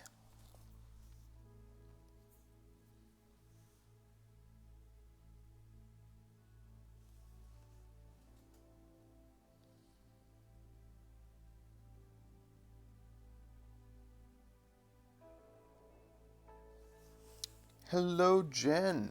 Welcome, welcome. How are you doing today? I am, as you can see, working on this Stormcast Eternal figure. Working on the base coat. And we're talking about, well, in chat, folks are talking about extravagant gold options for minis.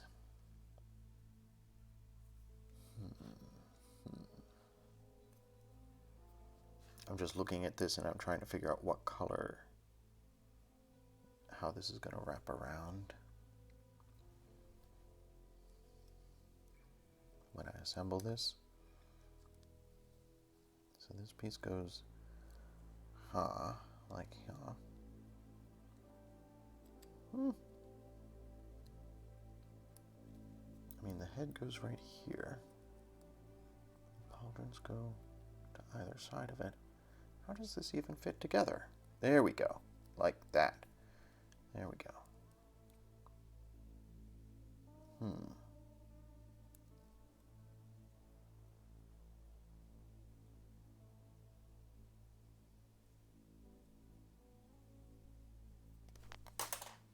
And I'm just throwing my paintbrush on the floor.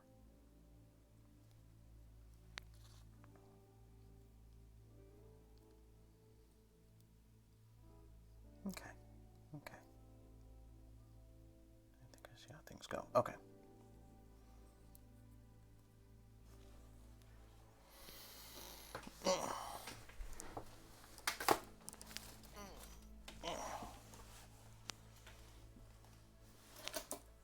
Fine.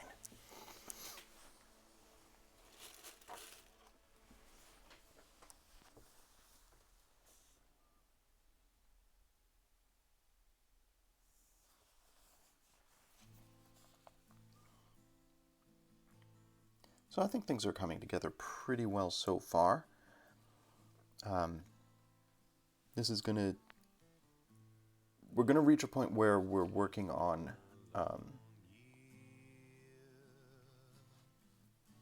much finer detail, but we're at a stage right now where we're just doing sort of some rough details. Just getting the basic colors of the model figured out.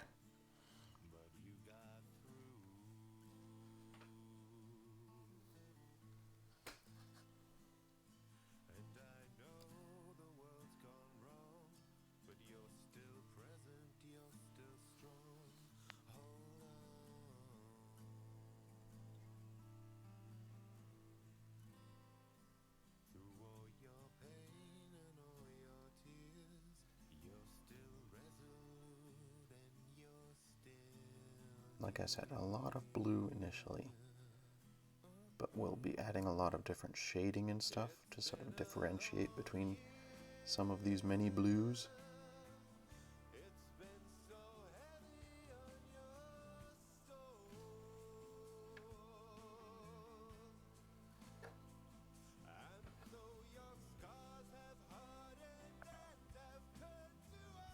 And I have to decide how I'm going to paint the face.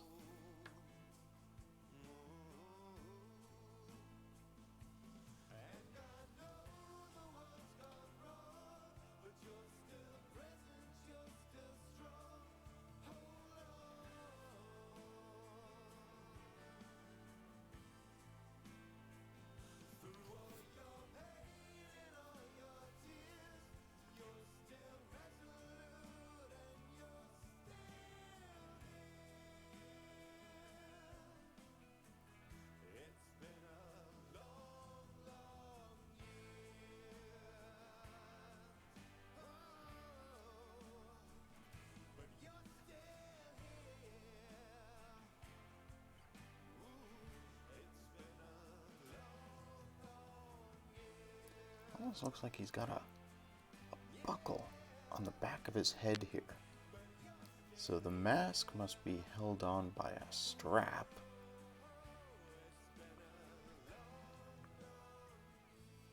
That's kind of fun. You can see there's a strap that comes around the back of his head here.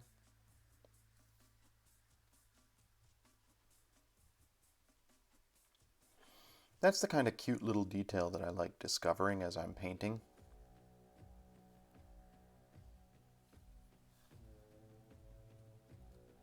And it's impressive that, again, on just a free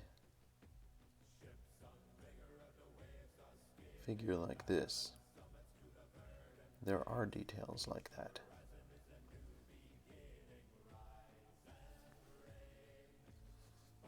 What did I do with this other leg? Yeah, okay. Trying to be consistent. Internally consistent is an important part of painting.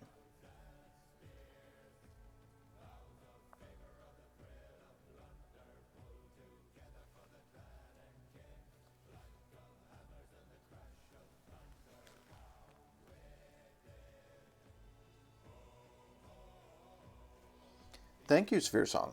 Yes, it is the last day of May. If I'm going to hit my follower goal for May, I have just a few more hours for folks to add some followers. I am 4 followers away from hitting 50.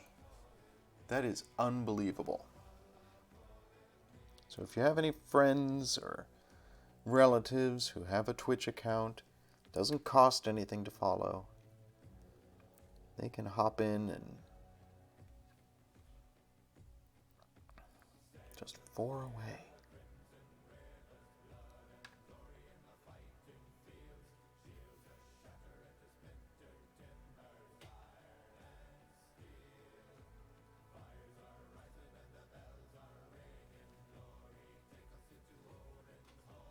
I thought it was an impossibly ambitious goal, but the fact that we're so tantalizingly close at this stage just makes it, I don't know, it's teasing me.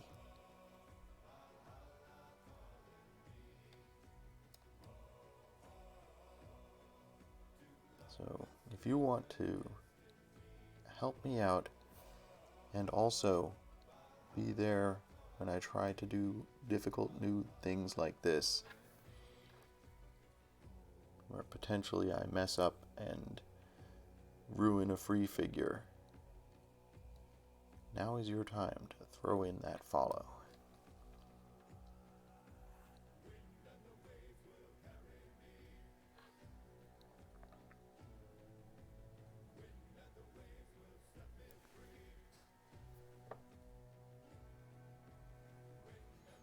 Alright, I think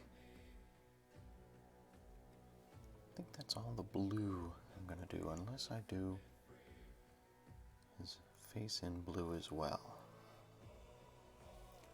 Let's look at some Stormcast Eternal figures online and see what people have done in the past.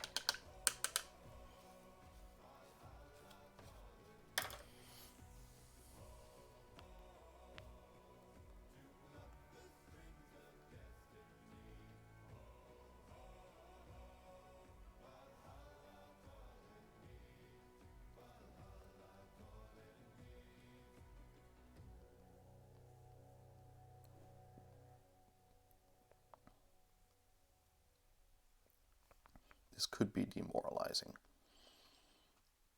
Because I'll see just how good other people are at this.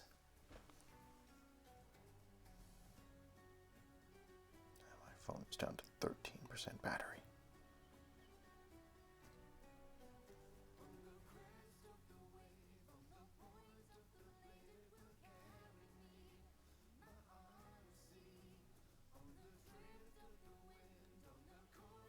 Okay, here's an example of a Stormcast Eternal Liberator, where they've done the face in gold.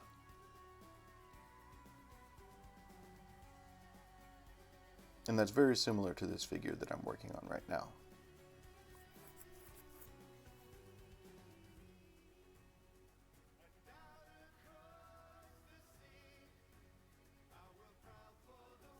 Yeah, I know. I know you're low on battery, phone. So maybe I do just go gold on the face? I guess let's do that. Alright, I'm going to go grab a charger for my phone so it stops yelling at me. I'll be back in just a couple of moments. Oh, coffee. You folks chat amongst each other, and I'll be right back. This will not be very long.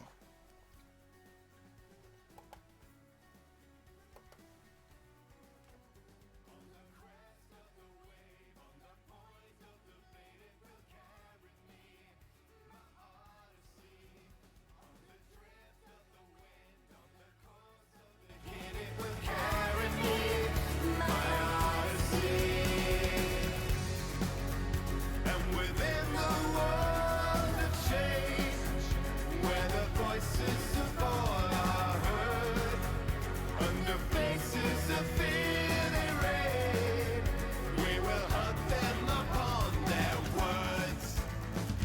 Crimson are the rivers, justice in my hands. I'll ride with the wind, born upon the turning tides. I think we're following trials to begin. Out of all the world so wide, I face my odyssey.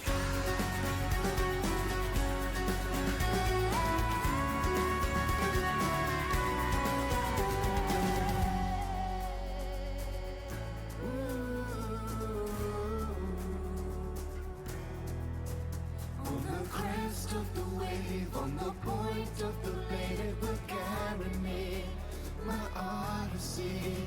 On the drift of the wind, on the course of the king, it will carry me, my odyssey. On the twist of the road, on the shores ever gold, it will carry me, my odyssey. On the peak of the ridge, on each side of the bridge, it will carry me, my odyssey. Winds of the ocean carry me.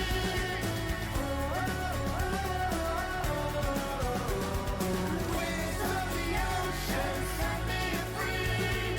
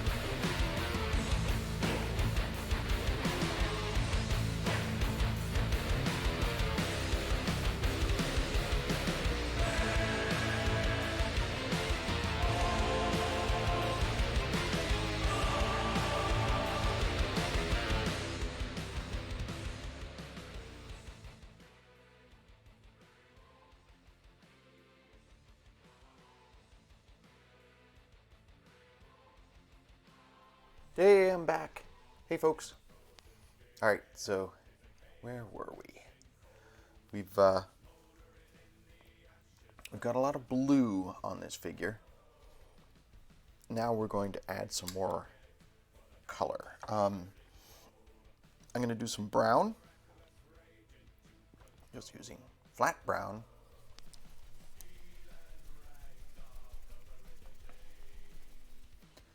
I'm going to use this for his belt and his boots and some straps. Like I said, he's got this strap on the back of his head, which I find hilarious.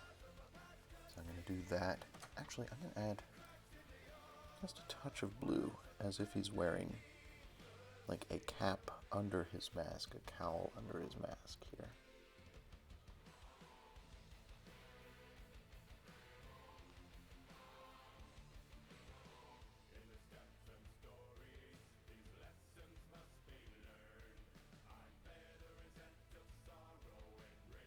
And down around here.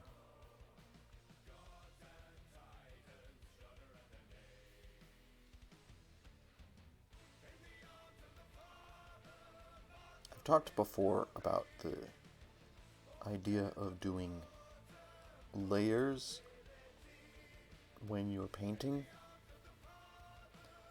that you have layers as if layers in clothing. So this person has, the way I'm going to do it here, has a cap or something on over their head. And then they've got this mask strapped on. So I'm going to add some brown here on the straps. And then the mask itself is going to be all gold. Or ultimately is going to be painted to look as if it is gold. So it doesn't matter that I get a little bit of blue on the strap, because the strap is the next layer up.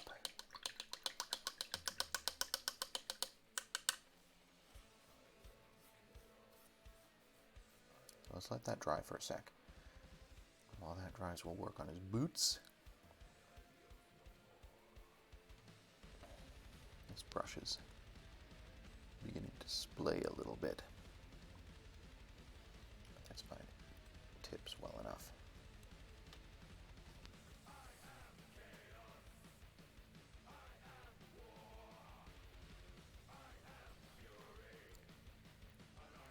Sphere Song, I appreciate the work that you're doing in chat to keep people healthy and on task.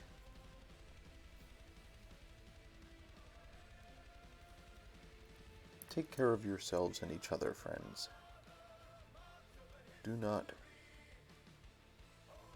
be afraid to go out and get yourself a drink or stretch or whatever you need to do. Remember that we all do inhabit human bodies that require sustenance.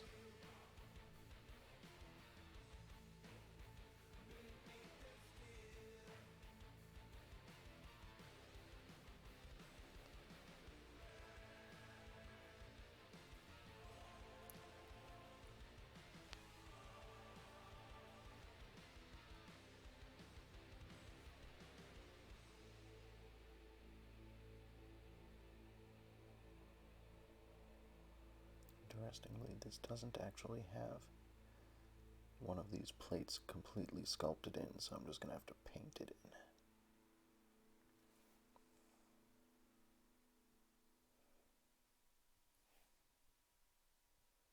There.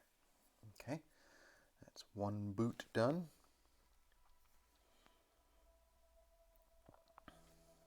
He's also got a belt around his waist. I'm going to do that in brown.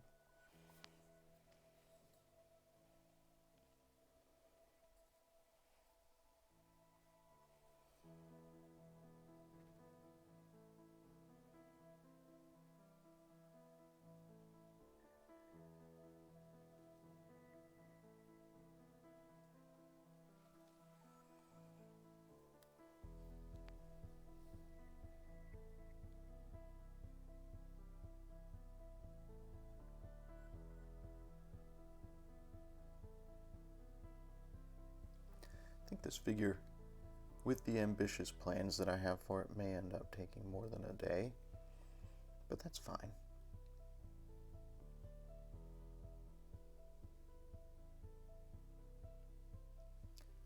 He's also got straps holding on the pads on his elbows.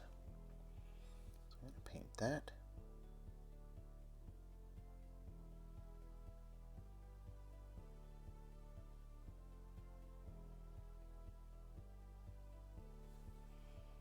And I'm going to paint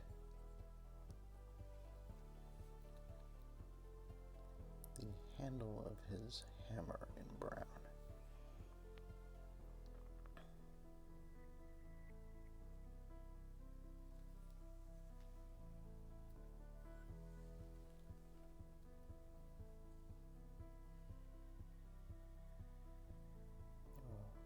My cat is sounding sad and abandoned out in the apartment. It's because Amanda went out with her mother.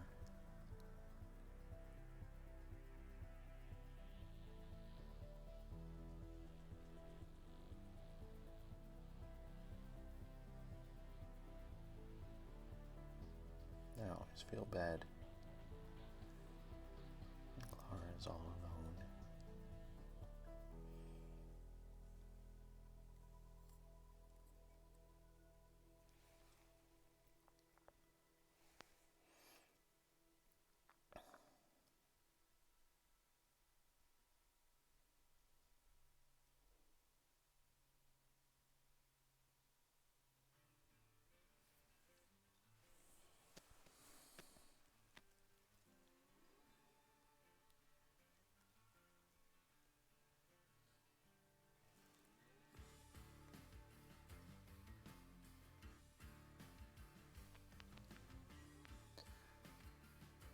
So, okay, yes, I said we inhabit human bodies, and you, Sphere Song, says, yeah, that sounds like we're some sort of a parasitic being. It's interesting. I actually do think often of myself as a symbiote who occupies a human body, even though I am well aware it is the human body that is thinking that. It's sort of like the same thing as thinking that your brain runs your body, or, does the thinking for your body, when in fact your brain is a part of the body. And you think about a brain in a jar, right? The notion of a brain somehow sustained in a vessel outside of a human body, or a brain simulated on a computer. Well, part of our thought process, and this is where things get messy, is the chemistry of our blood. The blood doesn't just sustain the brain, it's part of it, which is something that people have taken a long time to fully understand. So, the brain in the jar is also whatever fluid is in the jar maintaining the brain. And by altering the enzymes and such in that fluid, you alter how the brain operates and how it thinks. If your brain is a simulation in a computer, if you're not actually a person, but only think you are a person, then the routines that make up how that brain operates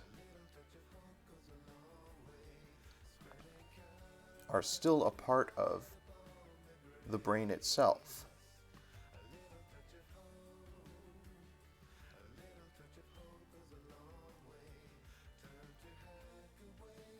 So,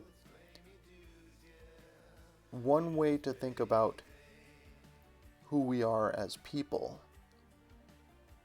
is to think about how thoughts are formed. It's tempting to think of yourself as a being of pure logic that rides around in a human body. But the fact of the matter is,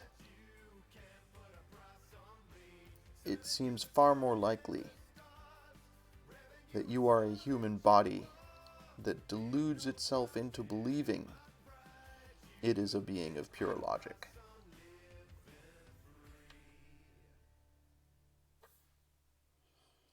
I think about this sort of thing a lot. I also think about how you are perceived by other people. That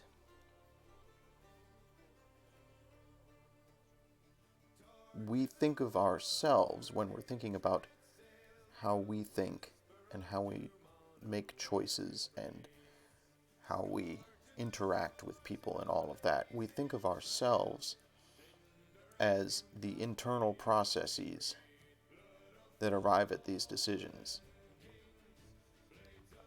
But none of that is relevant to the people observing our actions. You think that you are a being of thought, maybe. I often think of myself that way. When in point of fact, to other people, you are only the results of your actions and how those actions affect those other people.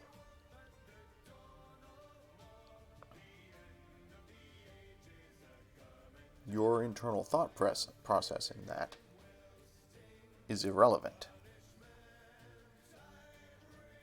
So I think of this as spheres of existence. There's your perception of yourself. There's the reality of how that self is manifested. And there's how that self is perceived by other people.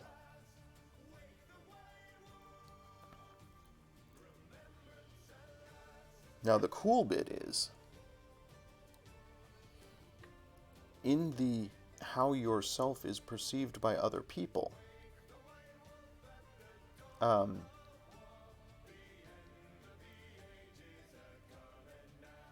the irrelevance of your internal monologue or decision-making process, there is also the fact in our current society and in a world where actions are attributed to people, works of fiction, pieces of art, whatever, those actions, pieces of art, bits of fiction, writings, thoughts that you've committed to a stream, all of that stuff, once it's been put out into the world, can continue to influence people regardless of your continued input. Which means, from a point of view of how you influence other people and how you are perceived by other people, they can continue to interact with you regardless of your input.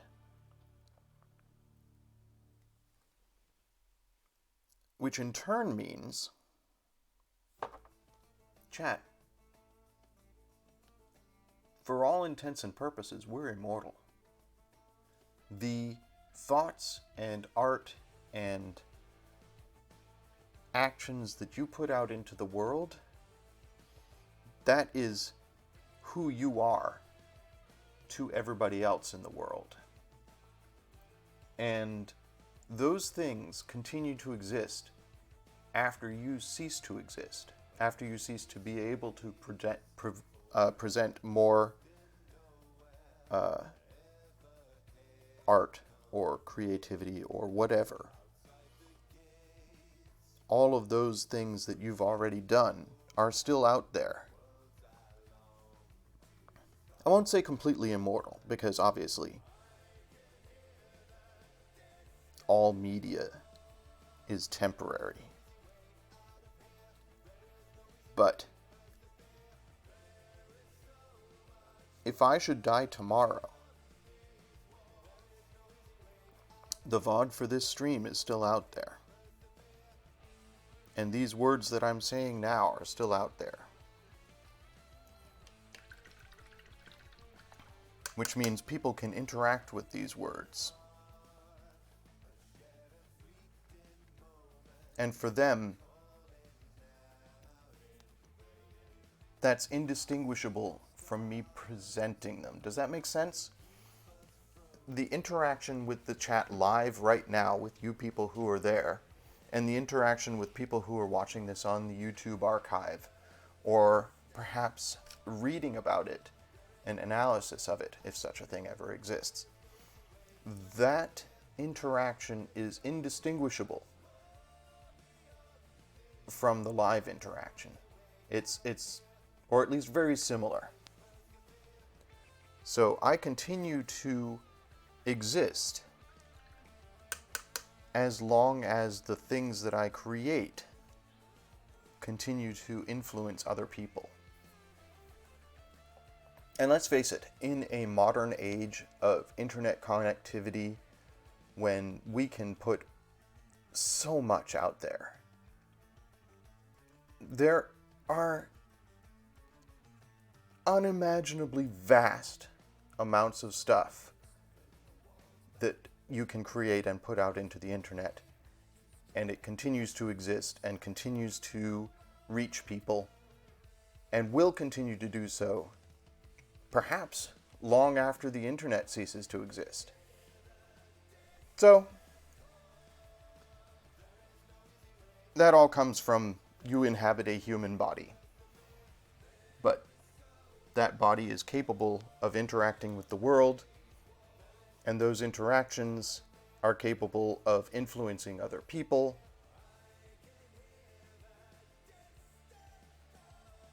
So I guess where I come down on things is be excellent to each other and try to uplift people and do things that will have a positive influence, because why choose any alternative?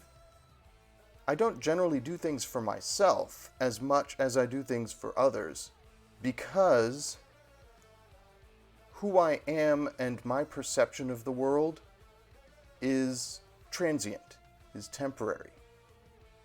But the influence you have on other people continues long beyond your existence. So why not be good, is what I say.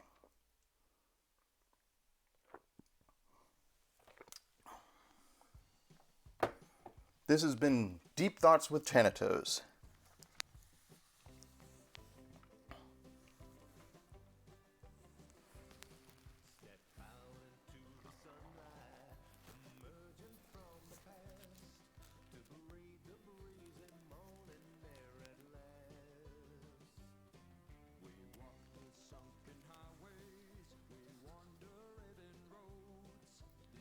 Oh, Sphere Song. The number of times I've wondered if my life is a simulation of my life.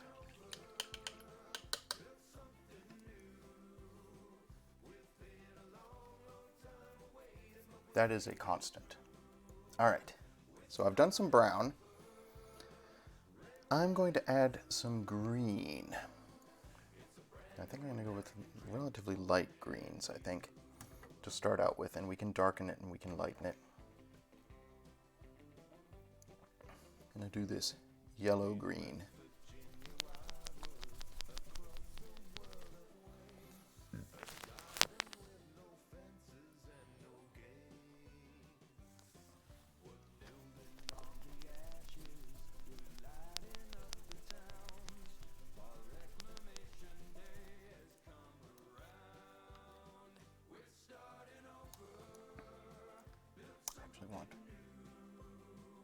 Now, I'm going to do this for the leaves. I can brighten it up if I need to. There's a lot of leaves on the base here. I need to get those. Actually, speaking of layers, I should do the gray first.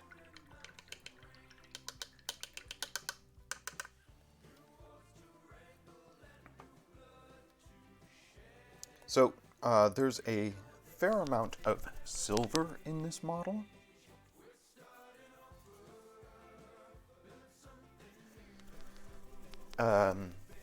And I've been sort of thinking about how I'm going to do silver without using metallic paints. And really, silver is gray with bright white highlights. So anywhere that there should be silver on the model, it's going to be gray. It's going to be a dark gray. And then bright white specular highlights on it. All right, let's work on the cobblestones here. Should have done this before I did the brown, but that's fine.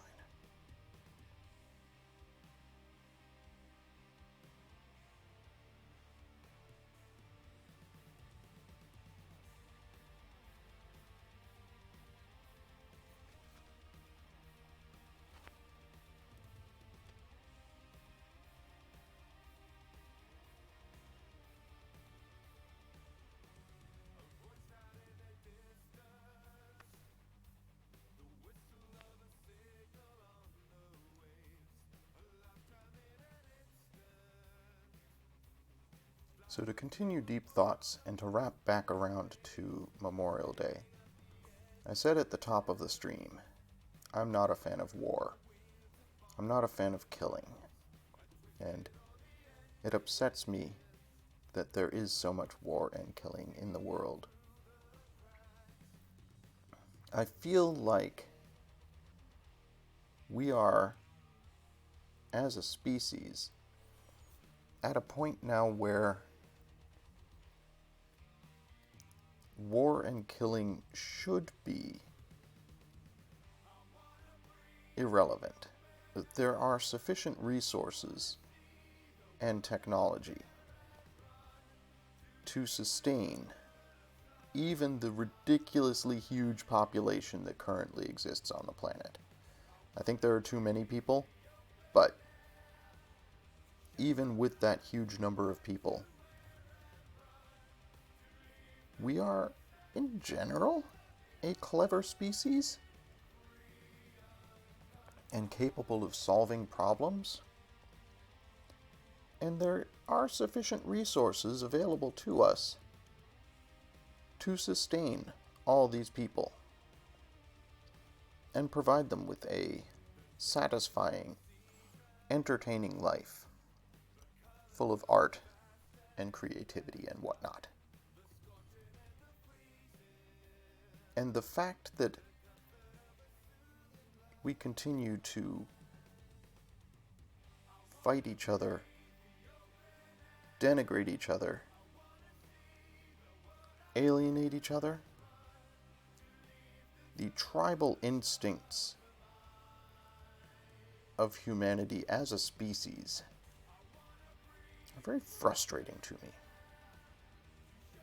Such damn stupid monkeys.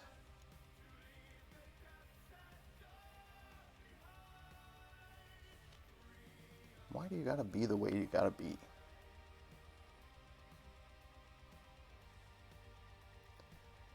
I'll admit that I'm a stupid monkey as well. The tribe that I believe myself to belong to is that of the downtrodden. So, whatever downtrodden there are, wherever they are my people.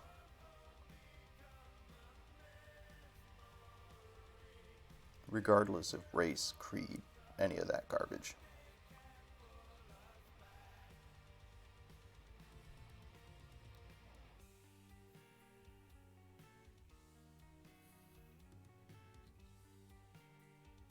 I don't know.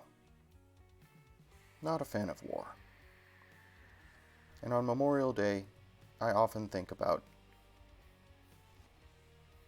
the many innocents brought up in war. And the injustice of the people who die for stupid reasons. That's what Memorial Day means to me.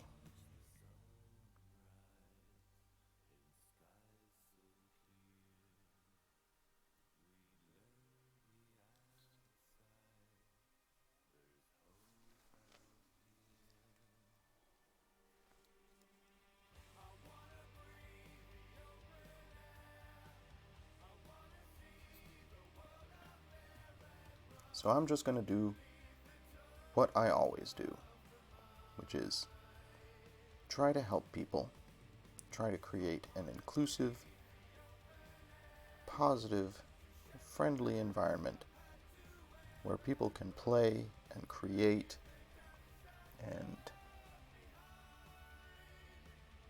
interact positively with each other. That's why I do what I do. That's why I work in a game store.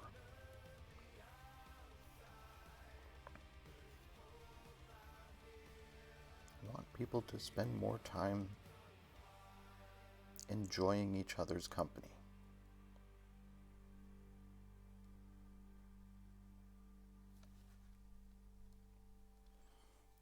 I was thinking in the shower that I wish I could play Pink Floyd's Animals as my background soundtrack for Memorial Day. I think that is the perfect Memorial Day album. John Waters really nailed it.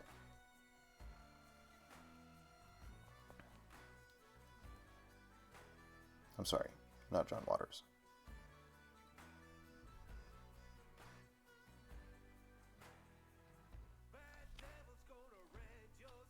Though he would be probably amused by that.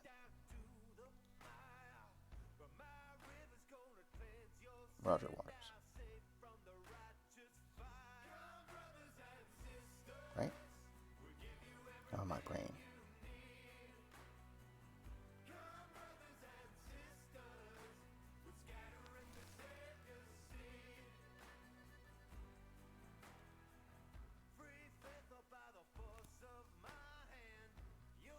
Thank you, Sir Song. Yes, it is good to have a holiday to memorialize the evil and futility of war.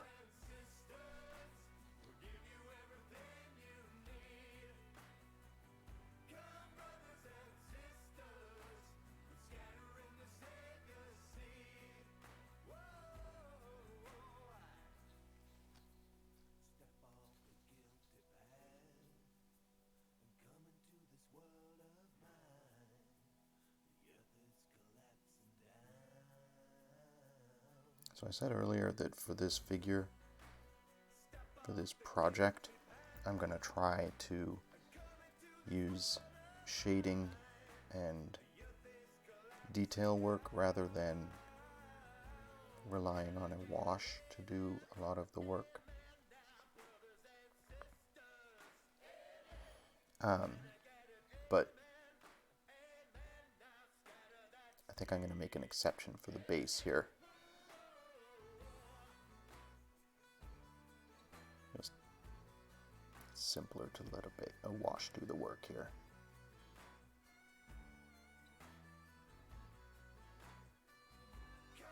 I do like this very nice scenic base that comes with this figure.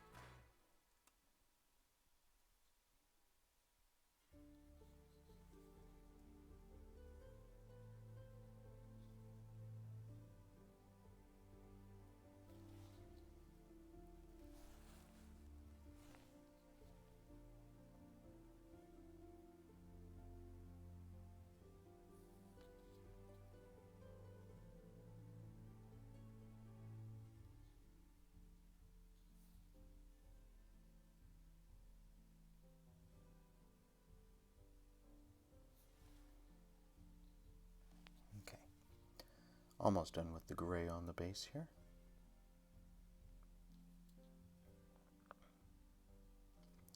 And then I'm going to do some gray on the figure. Any area that I think should end up being silvery. We're going to start with this basalt gray.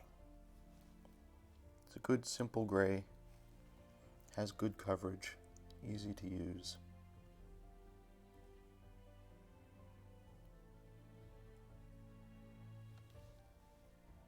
I also want to do a couple bits in green.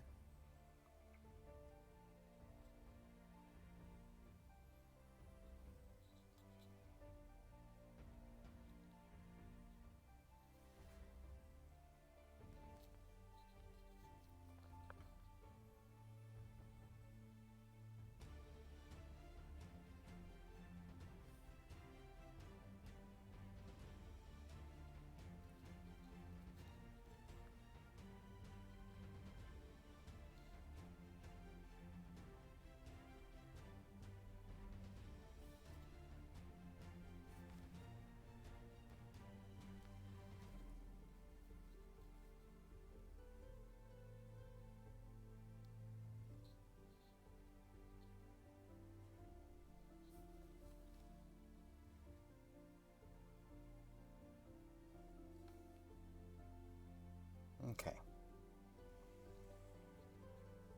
Pretty.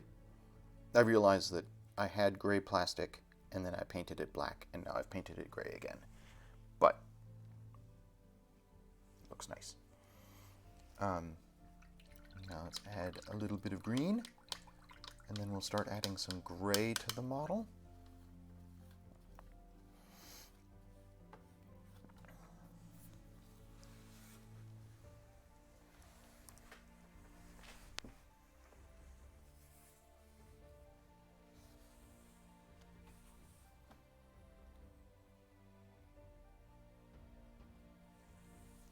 Got all these little leaves on the base.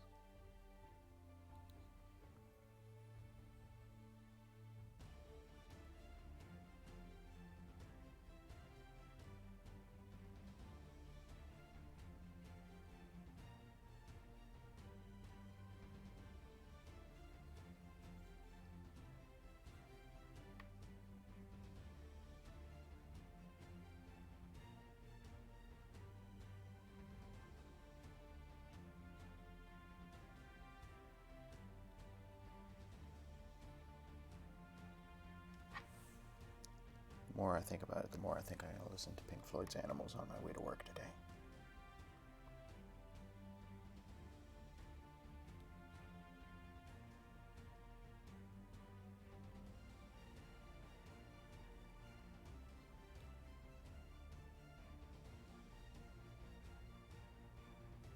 I feel like if more warmongers had an opportunity Play Warhammer 40k or something. Play with little plastic armies instead of playing with people's lives. The world would be an awful lot better.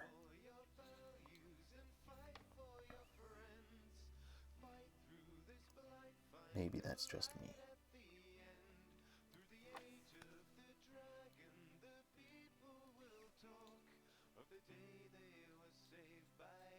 I've never been a person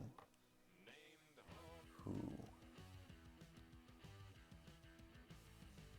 craves renown or victory or any of that sort of stuff.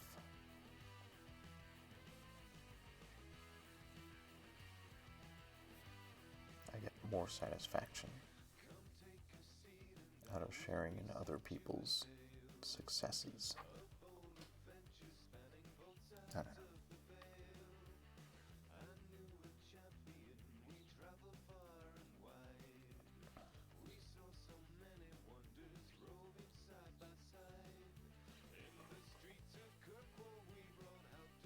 That's why Community Art Day. Share your creations. Make the world a more interesting place. Alright, that's all the leaves. Oh, nope, there's one there. I just painted it gray by mistake. There. Got it. Cool. Cool. So he's got this thing hanging on his belt. This sort of totem here. And I've decided I'm going to paint that green as well. This is why when I was trimming the flash and the sprue bits off, I wanted to make sure this was nice and clean because I'm going to make it a bit of a focal point.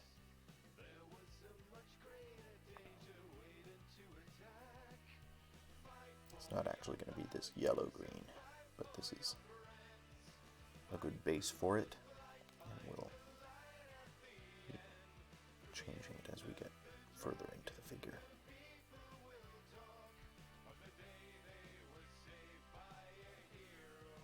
As we get into some of the finer details.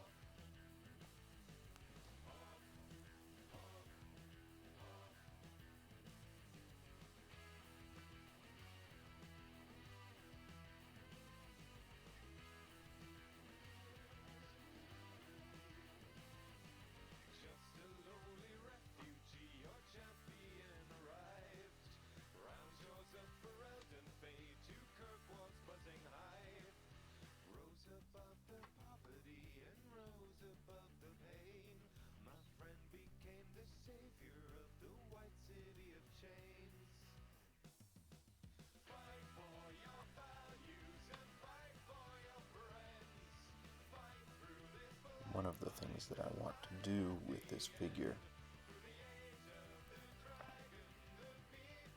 is a little bit of implied light sourcing. I'm going to try and make this green thing appear that it is glowing. So we'll see if that works when we get to that.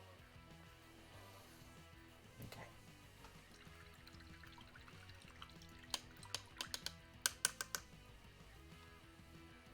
Alright. Let's work on the areas that we want to appear silver, ultimately. Like I said, we're going to start those areas as gray.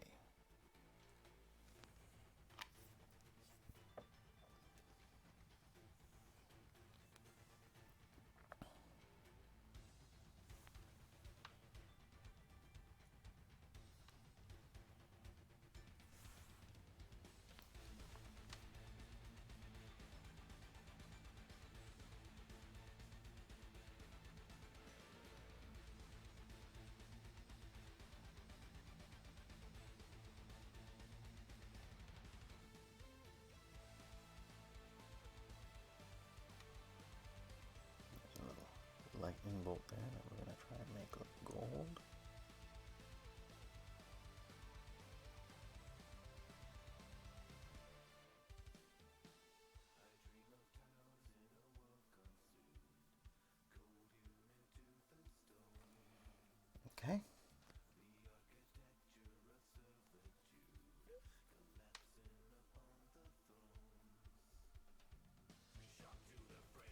to some slightly finer detail now, which is cool.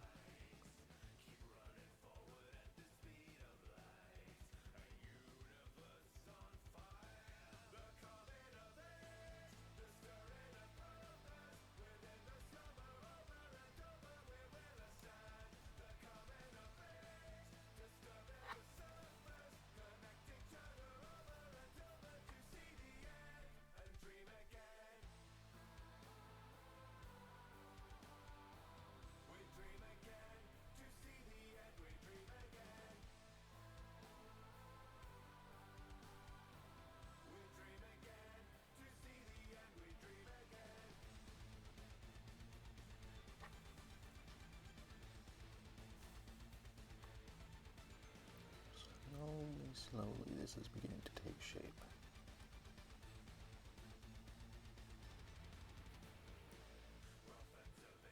I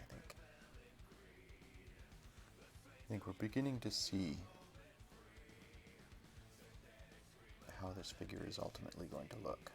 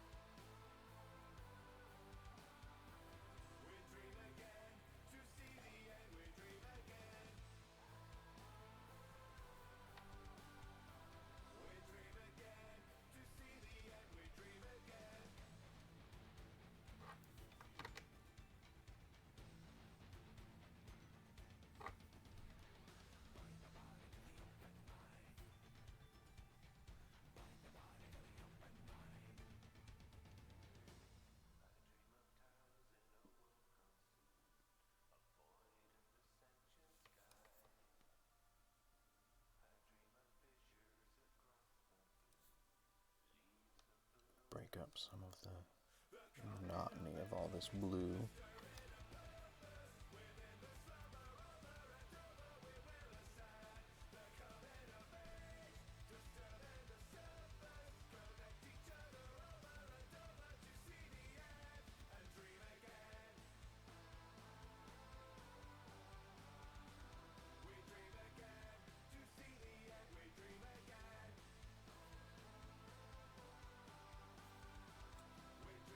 I never did the blue on the back side of the shield. I have to do that. Don't let me forget, chat.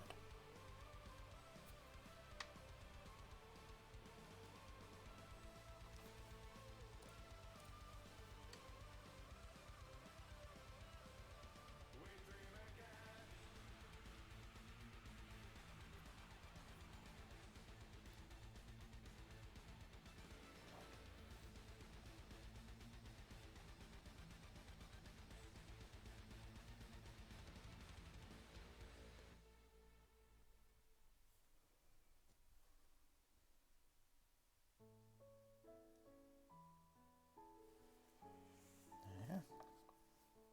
Did I do? No, I didn't. So on the back of his mask, like I said, we're going to have a brown leather strap there.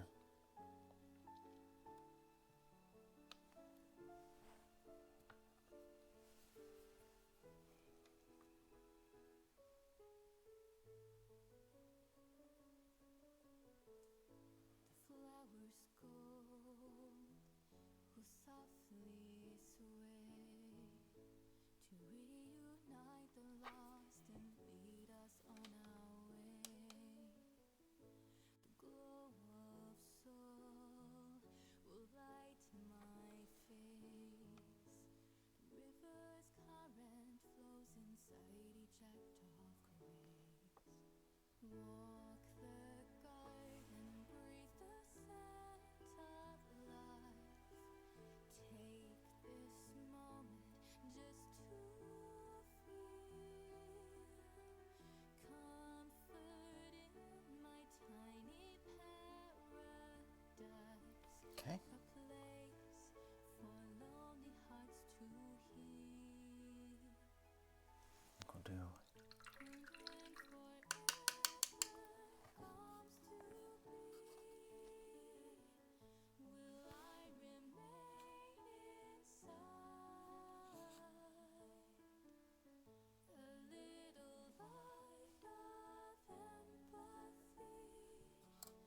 might do some gray on the back of it.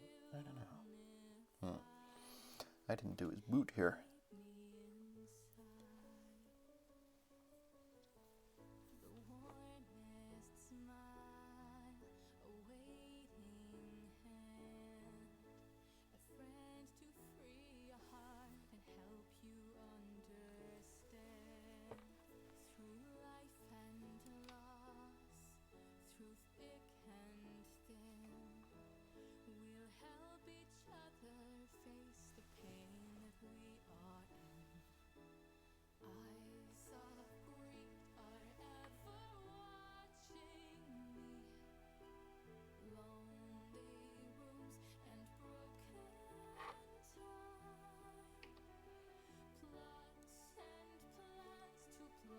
That may need a wash. Just the leather parts I might want to do a wash on, because I want them to look a little dirtier.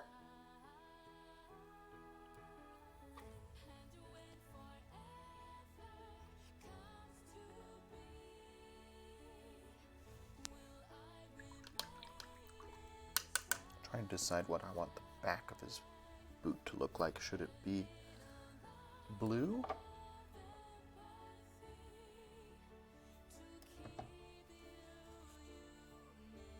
It looks to me as if there's a separate piece from the blue on the front here. If there's blue here on the front of the armor, but then this back piece, I don't know.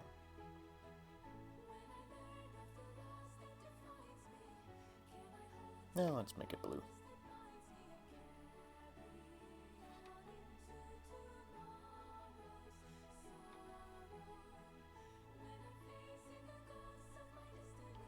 Can always change our mind if we need to.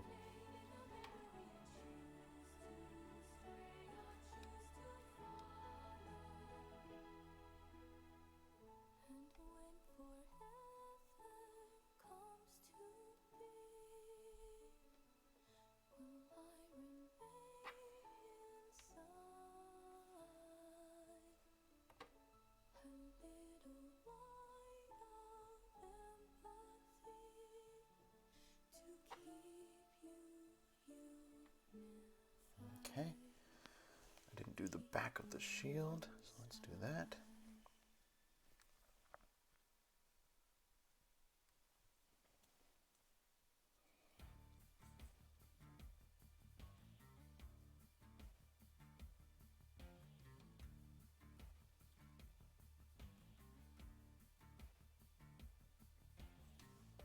I need more blue.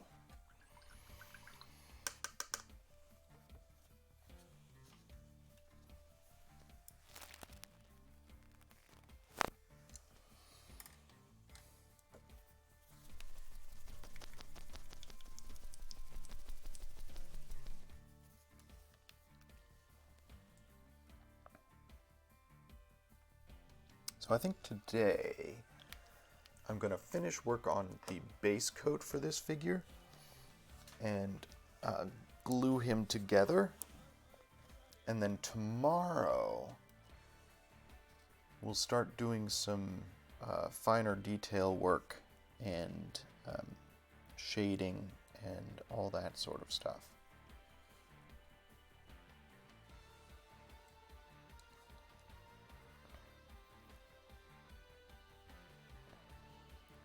So I think we're actually getting close to something approaching a point where I can say I'm close to done for today. Not quite there yet.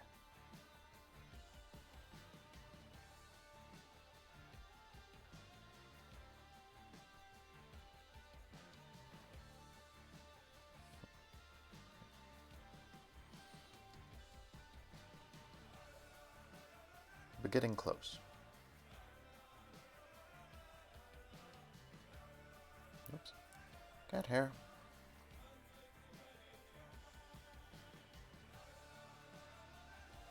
First cat hair of the day.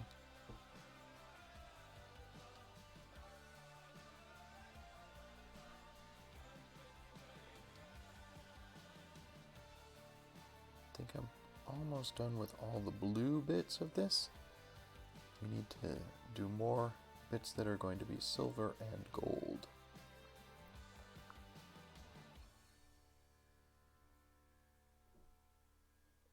I think I'm not going to glue the shield on today, because I'm going to want to do more work on the back side of this shield.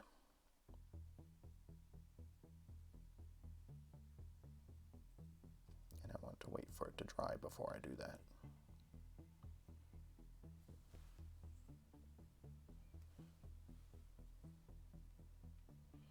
But we can put the rest of him together today.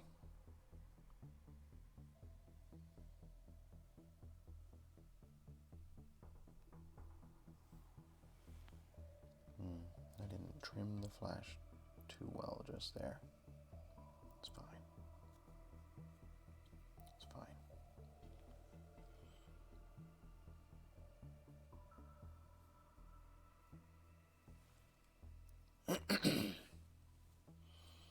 Yeah, probably spend another hour on this, maybe hour and a half. Let's see what we get done in an hour. See where we are by 2 o'clock.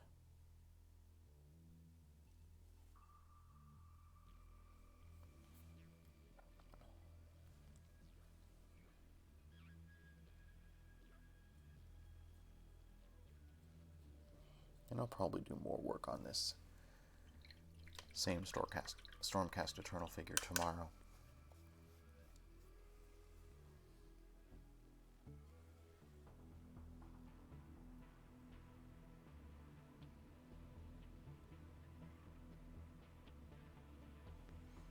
There. Okay. So, I'm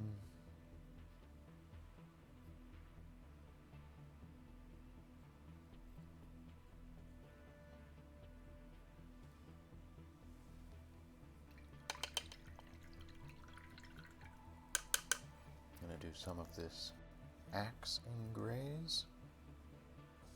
I guess I decided I was going to go blue on this cowl bit around here.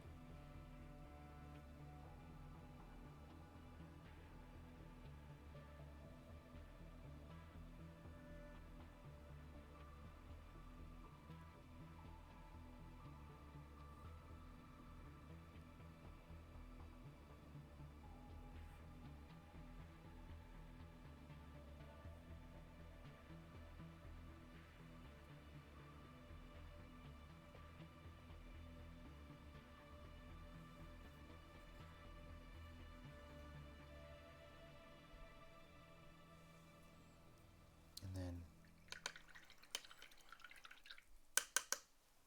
this Under Armour here, I'm doing in gray.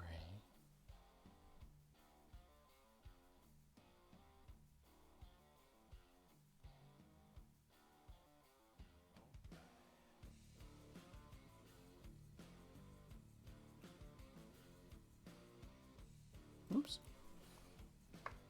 Water got down into the model there.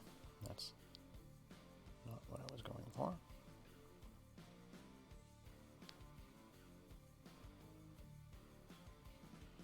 Just wick it all away. There we go. We're fine.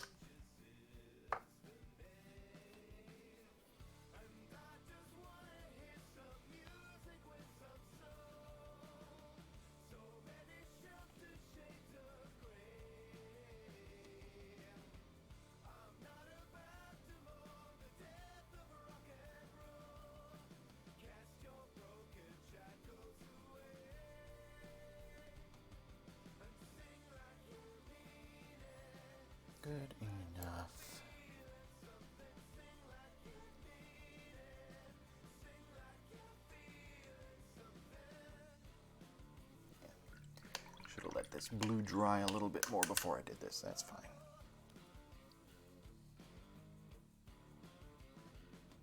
We'll come back to that in a moment.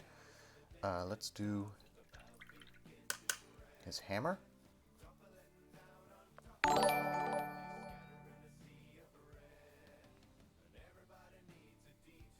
Slash mace or whatever this is.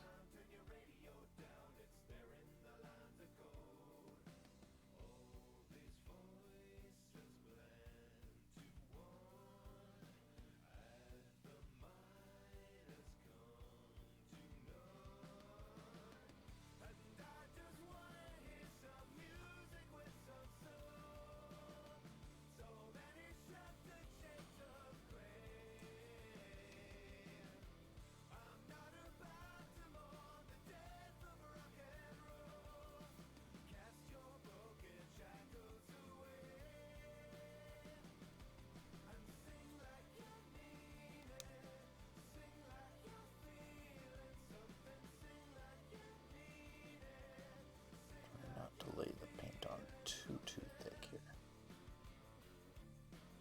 because I want to keep some of this detail.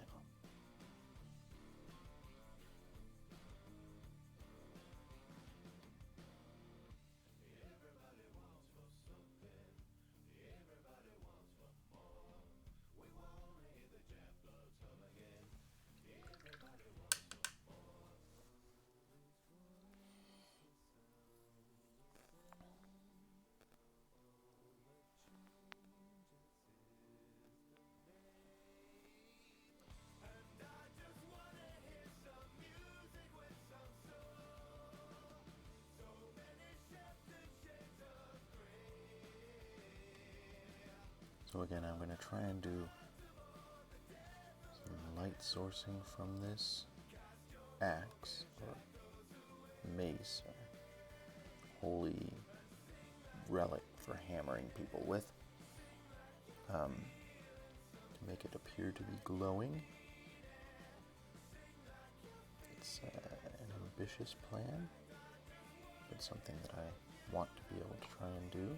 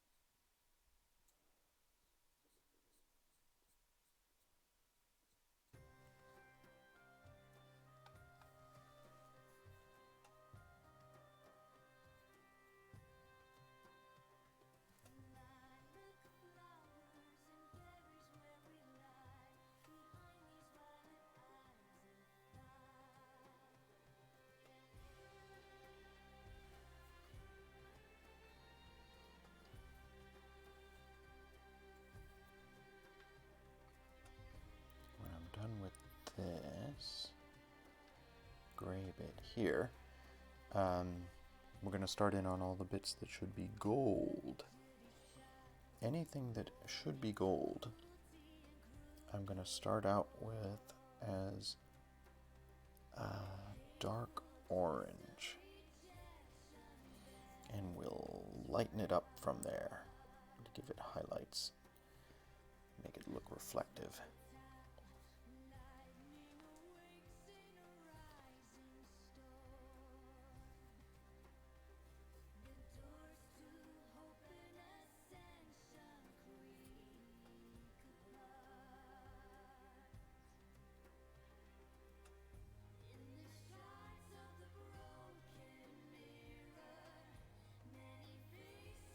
So it's beginning to come together.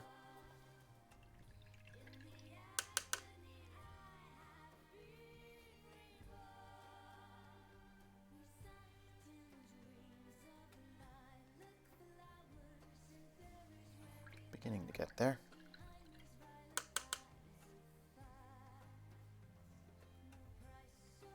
We've gotten most of the blue areas. Letting the back of that shield dry a bit.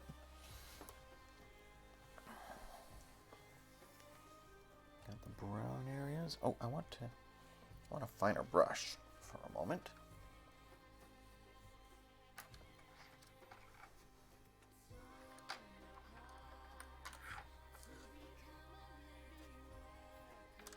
He's got a buckle on the back of his head here. I'm going to try and highlight that as well.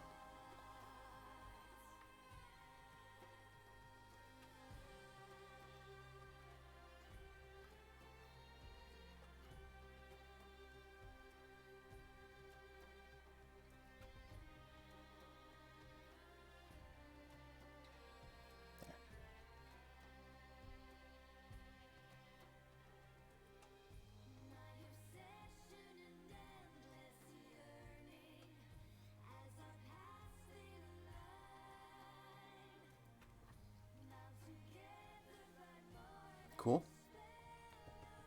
Cool.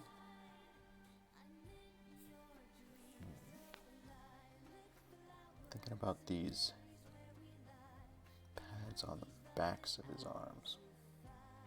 Ooh, hey, I missed some brown.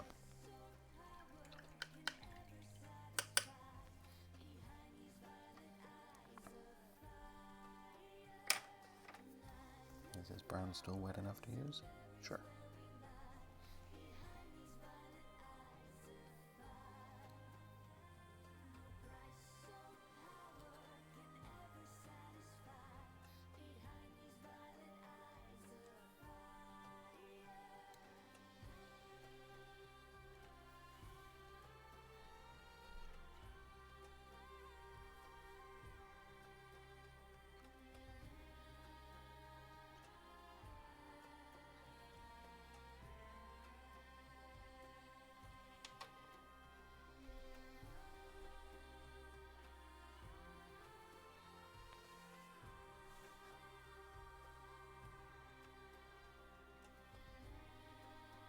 Coming together. I think I need more gray.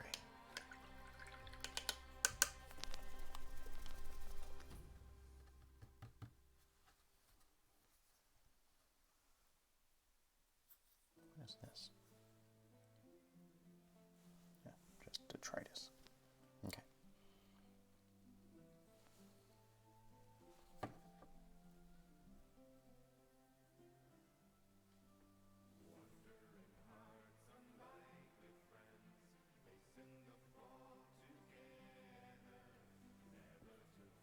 Just part of his belt here.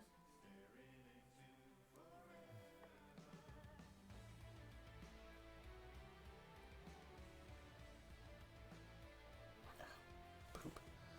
My brush. It needs tipping. There we go.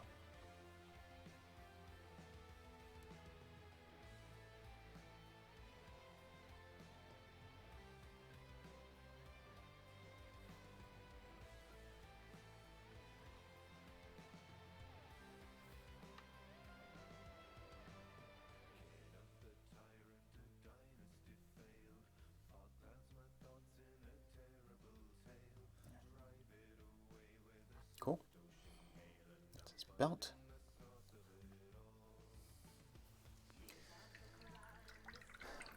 He's got elbow pads. I made his knee pads blue. Should his elbow pads be blue? It'll just be blue all along the arm then if I do that. I think I'm going to do the elbow pads in gray.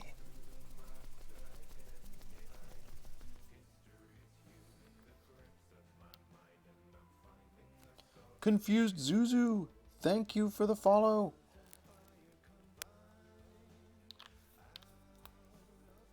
Folks, that means we are, what, 2 follows away? 3 follows away from our goal now? That's pretty spectacular.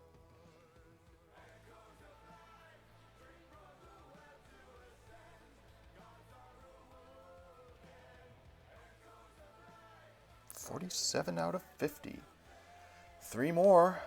3 more.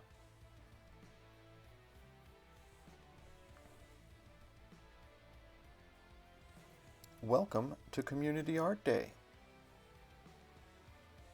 Getting close to done with the base coat on this Stormcast Eternal figure that I've been working on today.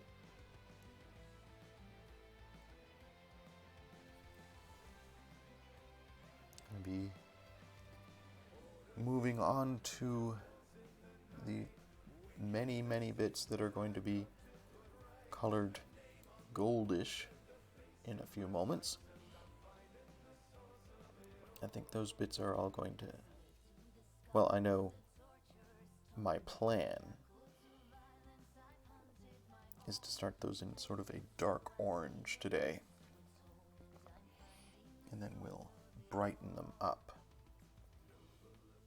to make them look gold.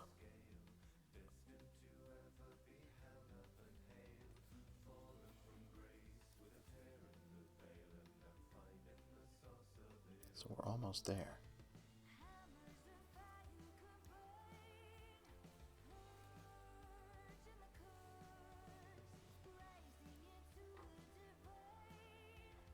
Okay, so like I said, elbow pads in gray for now.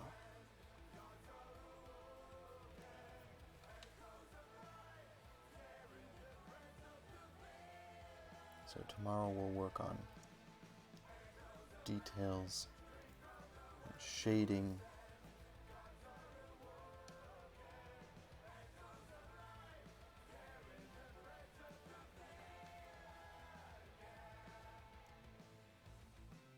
We're getting there. All right, I need a good orange. Let's see. I want a sort of a pumpkin orange, really, for this. A darkish orange. Let me consult my basic starter set of WizKids paints, because there's a variety of paints in here. Nope, that's a flat out gold. We're not doing that. My whole goal here is to see if I can get a gold effect without using gold. Alright, this color is labeled Filthy Brown. I think that's what we're going to use for the gold surfaces. They're going to start out with this Filthy Brown.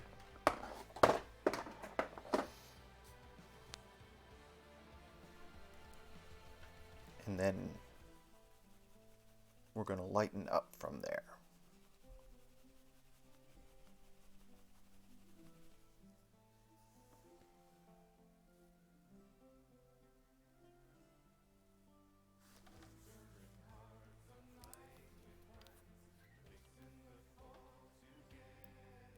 This is a perfect color. Look at that.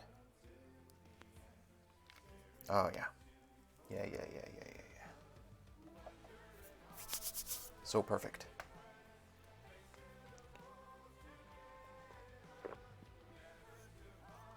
Okay.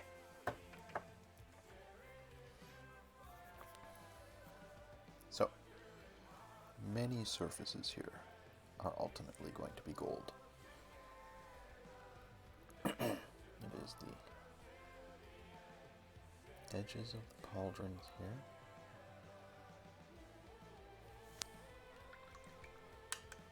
This brush. Definitely reaching the end of its life. I have gotten so much use out of this brush I can hardly complain.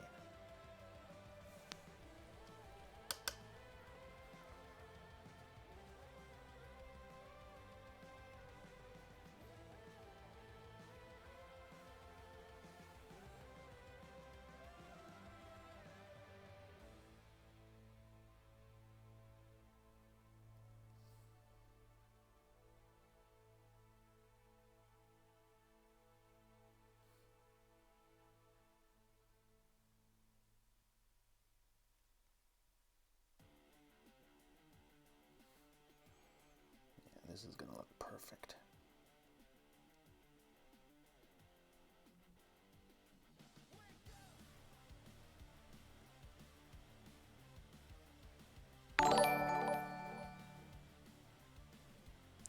Chaotic Avenger X, or Chaotic Avenger 10.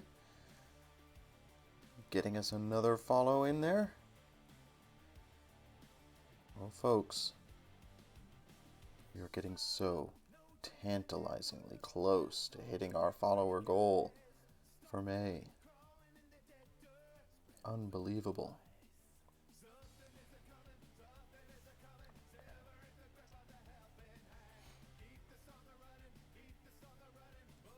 Thank you. I hope I get affiliate too. I have plans. And yes, I am primarily an art streamer these days. Like I always say, learning every day. I'm trying to learn new techniques.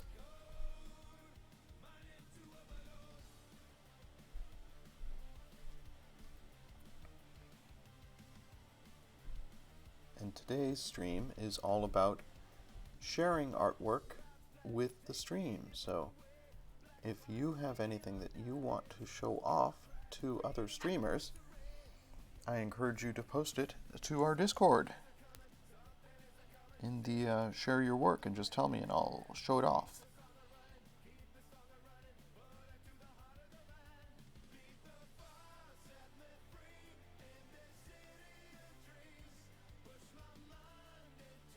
I feel like I might want to switch up to a finer brush for some of this. Oh my, there's a bit of this that should be blue that I didn't make blue.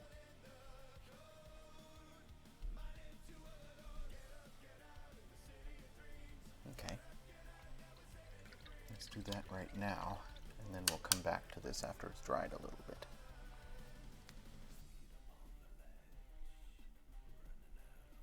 I didn't realize how much of the other side of the pauldron was on this portion here.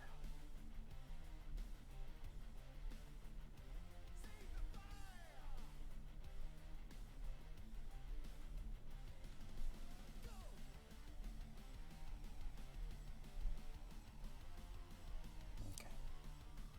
Come back to that. Give it a mo to dry.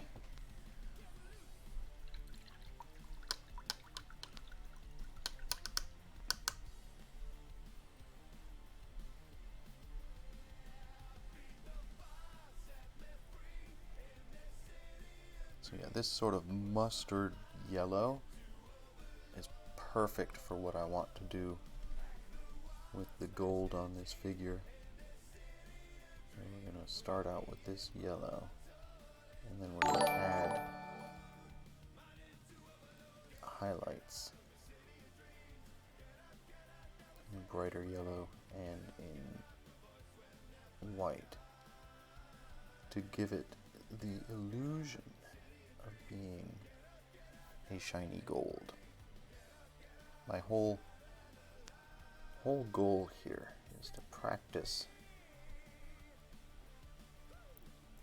what we call NMM, non-metallic metals. I'm trying to use matte paints on this figure to give a metallic look. It's not something that I've done anything with before, and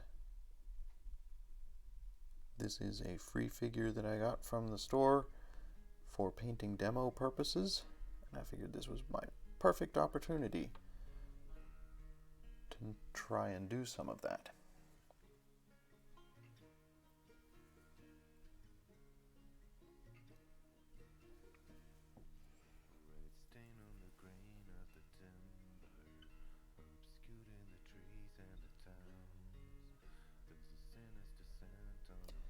As always with yellows on a black base, this may need a second coat. This yellow has got a lot better coverage than some I've used. Some yellows I've used are just almost pure water, and it takes coat after coat after coat after coat. If this yellow was going to be like that, I would probably paint white and then paint the yellow over it. But this particular yellow being one of the Vallejos, is a little thicker than you'd find in some of the Citadel yellows.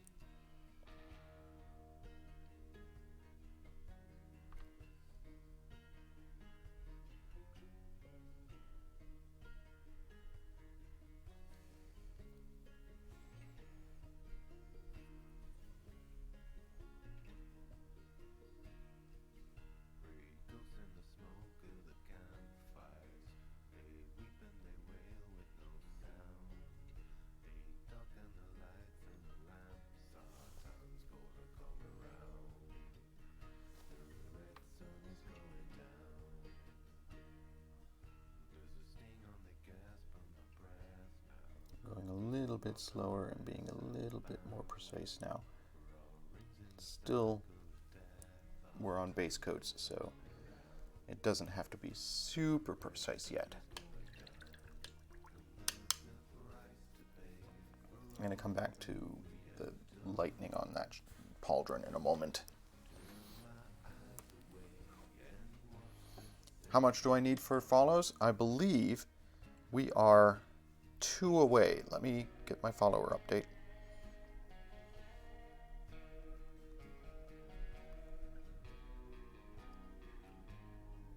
Oh, we only need 1?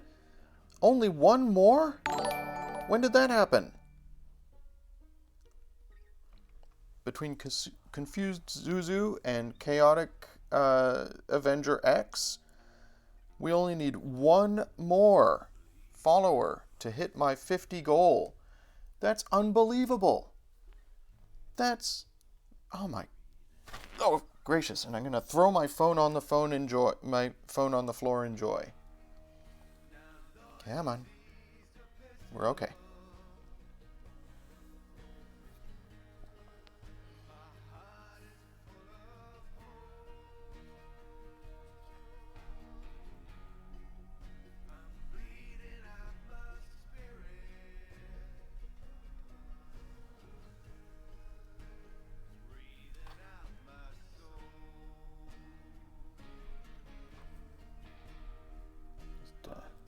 Getting some of the last little details that are going to be gold on this figure.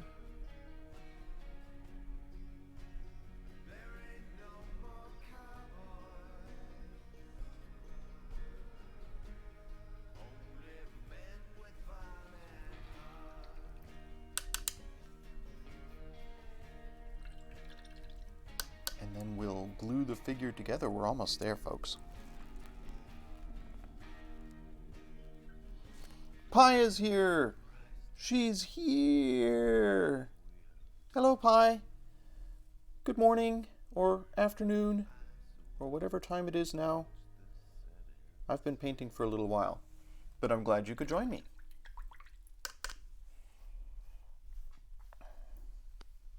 So, Pi, as you can see, I have been painting this little doober without assembling him yet.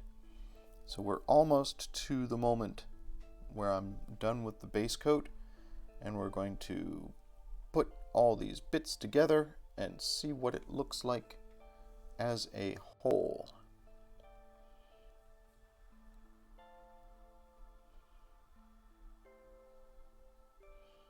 I'm just trying to get all these areas that in the finished product I want to appear to be gold. We're doing in this lovely mustard yellow.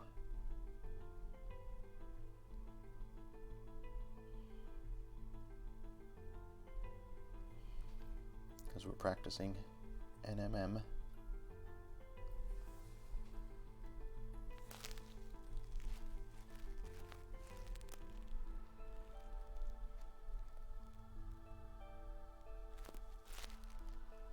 Did we do it? Did we pass 50? Hang on.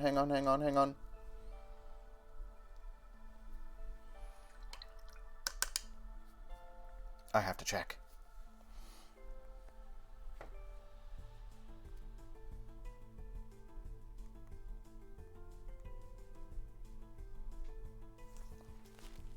$50 followers!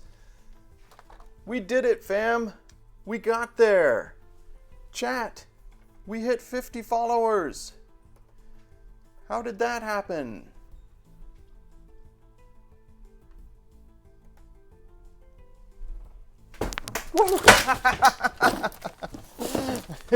Just smashed my chair.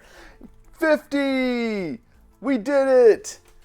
Oh my goodness. Congratulations, chat. Ah, what a good feeling.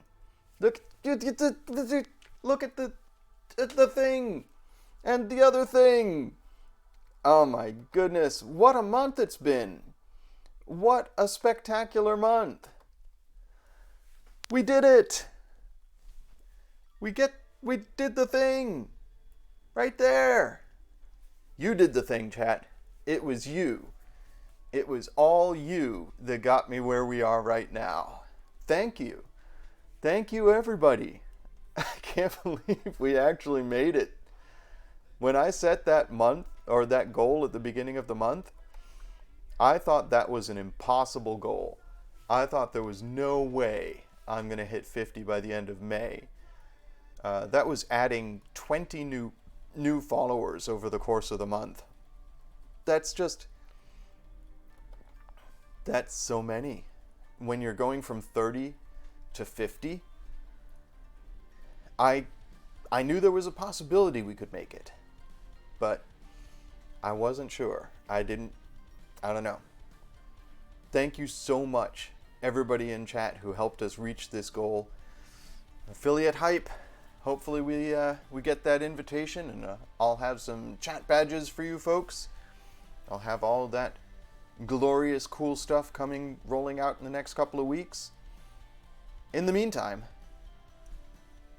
let's finish this figure. I think we can do this. We can at least finish the base coat and get him put together. So, give me a couple of moments here. My chair is in really dire shape now. Ugh. You can see right here, it's just separated. There we go. This bit here. Just needs some wood glue. It needs to be reseated. I got too excited. I got too excited by the hype. There we go. Perfect. That'll at least get me through the rest of the stream. Oh. Okay. I can't get too wild in my movements or the chair will go again. Whew. Woo. We done it.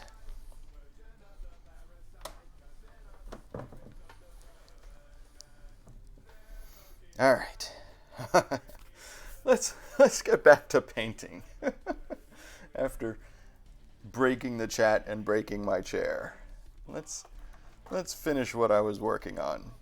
Oh my god, I can't believe we did that. That's amazing. You folks are amazing. All right. So, what was I? Oh, I see. I'm going to do this little bit here in gray. So some of the gray bits I think I'm just going to leave gray, and some of them I'm going to add highlights to make them look silvery. But gray is a good place to start.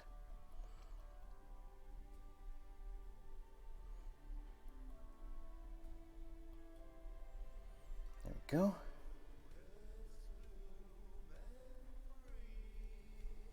I think that's right. Do I have more areas that I want to paint yellow? Yes, definitely, but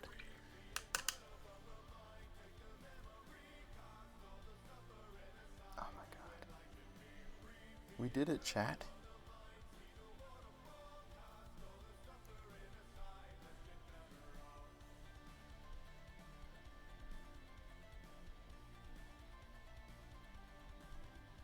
This has been a really rewarding stream. Not just for hitting the follower goal there. I've enjoyed showing off art in the Discord. I feel like I'm having a lot of fun painting this figure. It's just an interesting figure, and it's fun to do this painting.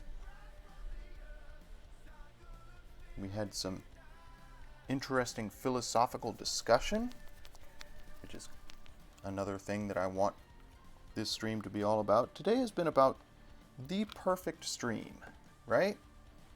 Everything that I want this stream to be. So, thank you all so much for being a part of today and for helping us hit that goal, but also just for hanging out and being here while I work on art and celebrate art this Memorial Day. I think art is important. Art is something. Art can save us, right? Put it that way. There's a lot out there that is wrong with the world, and Memorial Day sort of drives that home. But community and art, togetherness, those are the things that drive back the dark.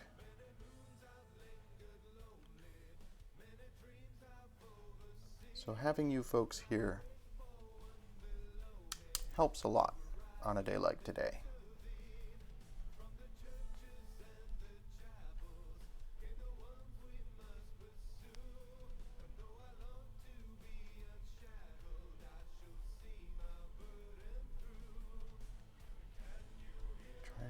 This brush is on its last legs, so it doesn't do precision as well as once it did.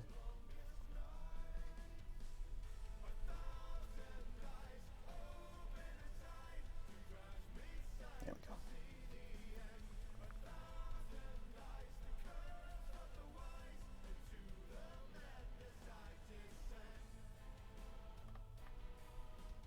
Looking good. Interesting.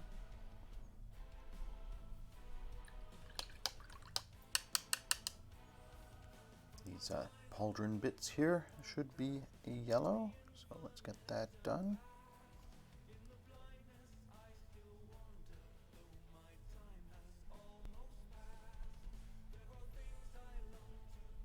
What a good day it's been.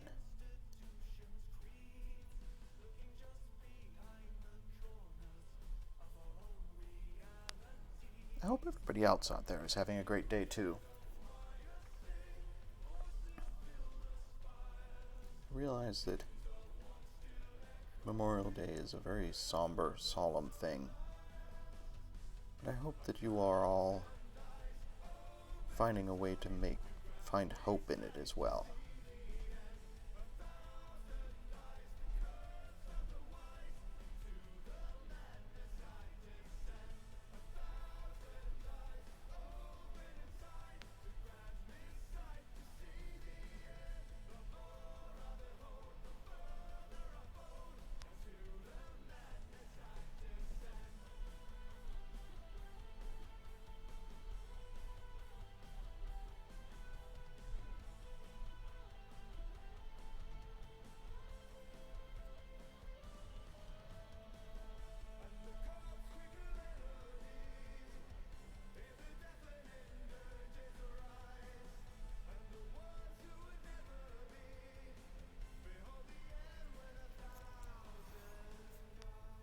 I like how this yellow looks.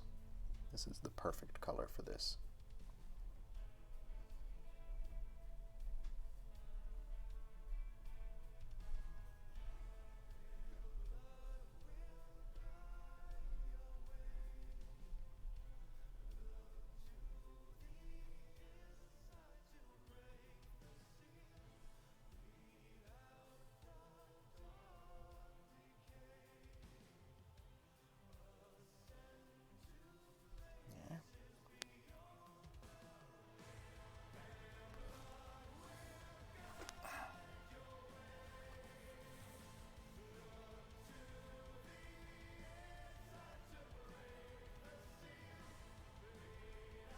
You hope that my hair gets representation in my emotes.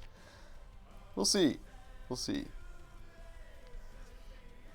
One thing that I find amusing when I go back and watch the VODs on these videos, which I do just to make sure that the audio is okay and they're technically... I'm always trying to improve the technical appearance of my stream. Like, the resolution of this camera is not great, so that's something that once I am into affiliate territory and generating some revenue, a lot of that is going to go towards improving the appearance of the stream.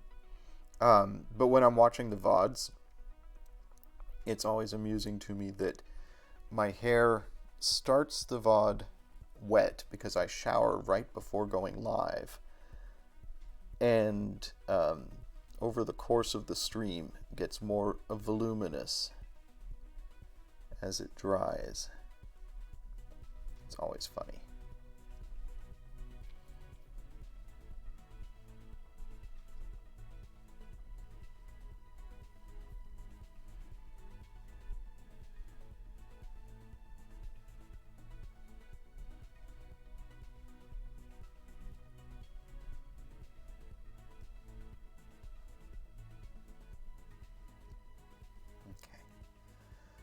Okay. Yeah. I'm definitely going to have to do a second coat on some of the yellow here. You can see that it looks a little streaky. Got some brush strokes in there, but that's fine. And of course, I'm going to be doing a lot of other layers on this to give it a metallic golden sheen. So it'll be okay in the long run. All right, that's that and that. Looks like I got some water down on the model here. I don't know how that happened. Let's see if I can wick it away. Yeah. Must have been on the brush after I cleaned it or something.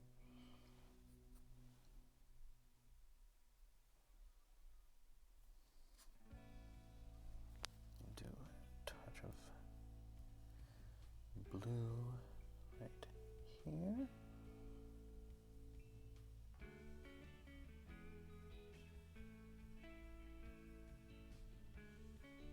There. Okay. Getting there. Oh, we're getting there, chat. I don't know what color to make that area. I don't know what it's gonna pair up with. Let's see.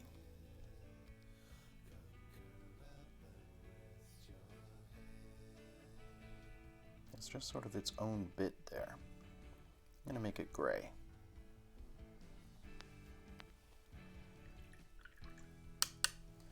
We kept it gray.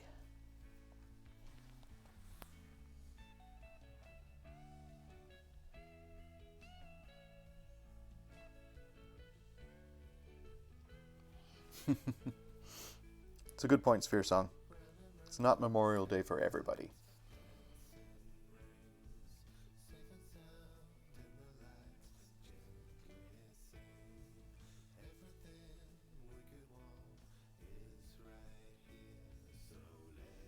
Actually had some folks from the UK in here at the very beginning of the stream, I think.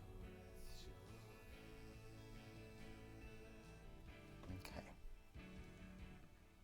Alright. Let's look at the back side of the shield here. I'm gonna paint these little bits here and here as if they're a strap that, I'm getting hair in my brush, that is holding the shield on. Need more brown.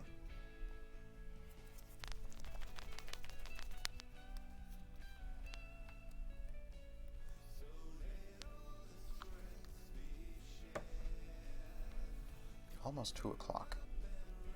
I said I was going to go till 2, right?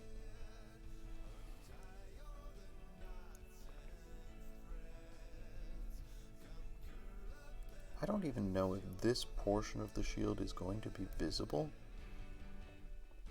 But part of the reason that I decided to paint this figure before assembling it was so that some of these back sides and insides and undersides that I always have such trouble painting, I would be able to actually get paint on, even if it's just a base coat. They won't be bare plastic, which always bothers me. Just throw this piece around when there's bare plastic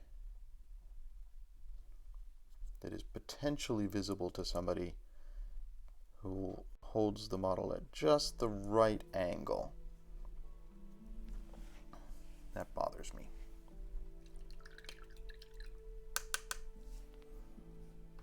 I'm going to paint this little line here silver around the inside of the shield.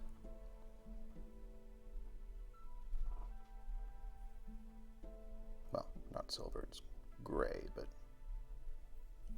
you get the idea, chat.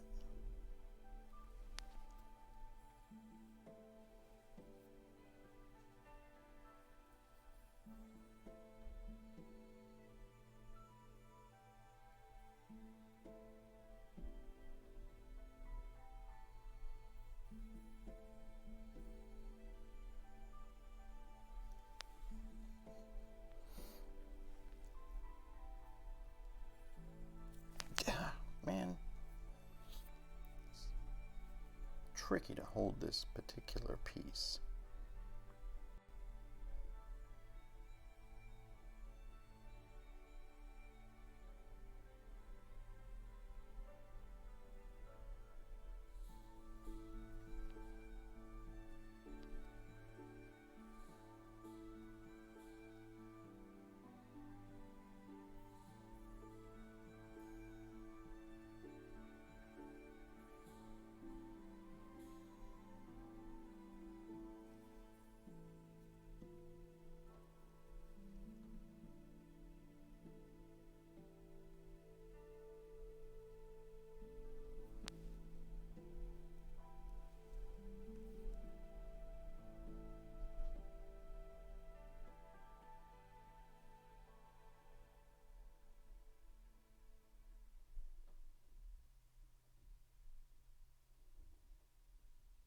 Okay. So that's the back side of the shield. The front side we'll work on tomorrow.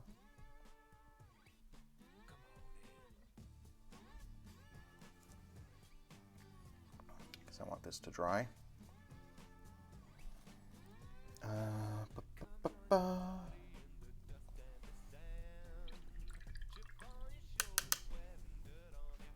Almost there. Almost there. I'm going to do this lightning bolt on the pauldron right here.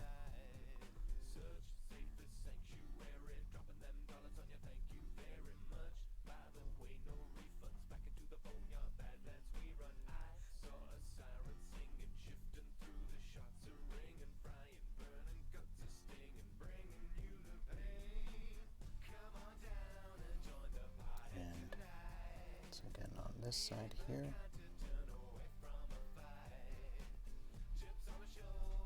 Actually, no, I guess it's not, because that's on the other piece. Good, good. All right, and let's do his face and halo. And then we can glue him together. And we'll see what it looks like as a whole piece instead of as a bunch of little pieces.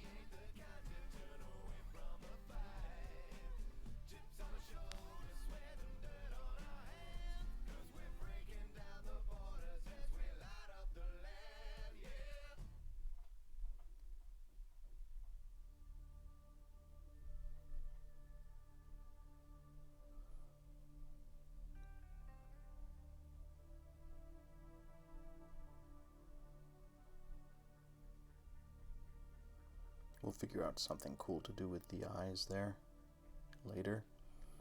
Like, are we going to give them a greenish glow, or what are we going to do with those eyes?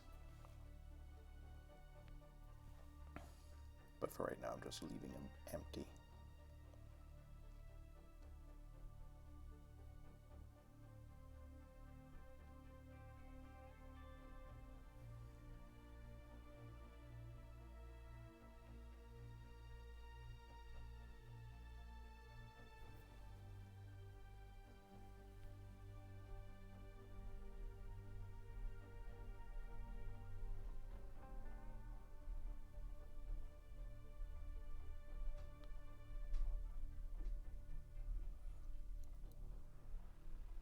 This is going to be a lot of fun to add highlights to. I'm looking forward to that. I'm going to try and do some delicate sort of work. For right now, it looks very bland, but that's because this is just the base coat.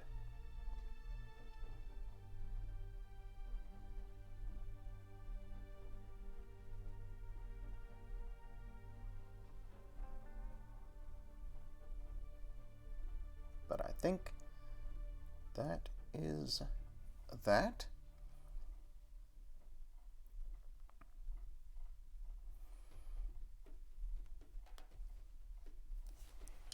Let's put it all together and see what it looks like.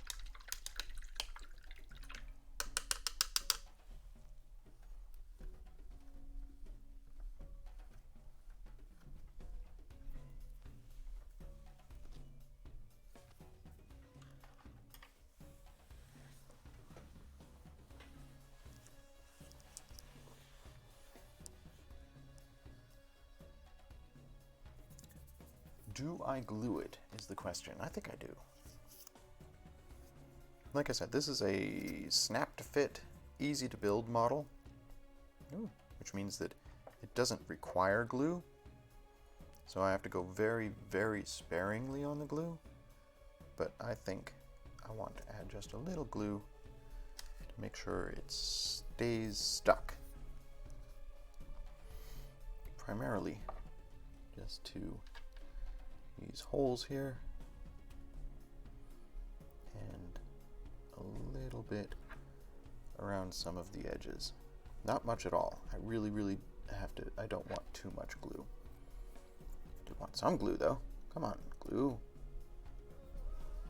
Is it dried up? No.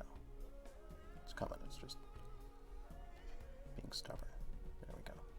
A little dab there. There, along the edges, dab there, don't want much at all.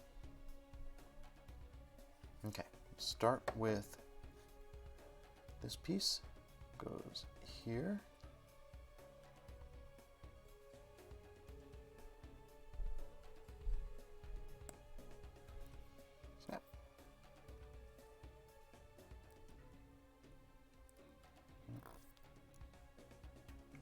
Maybe a little glue. Come on. Just in the arm here.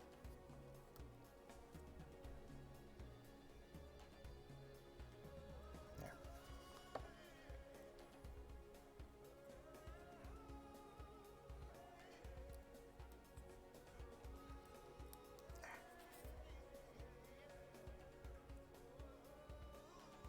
Now, holding him in place.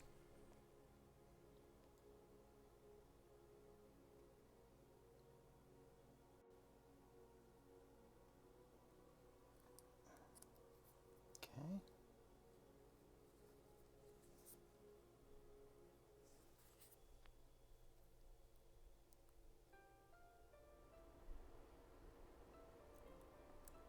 Nice.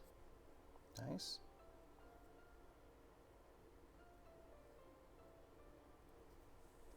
Now let's put his front half on.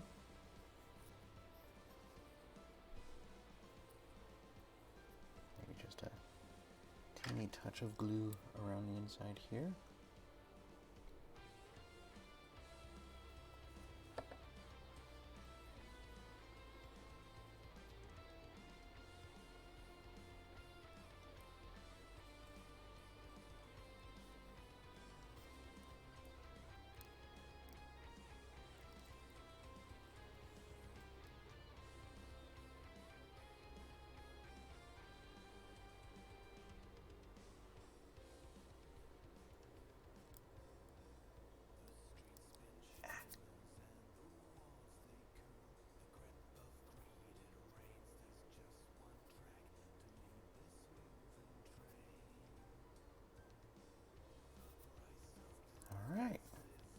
All right then.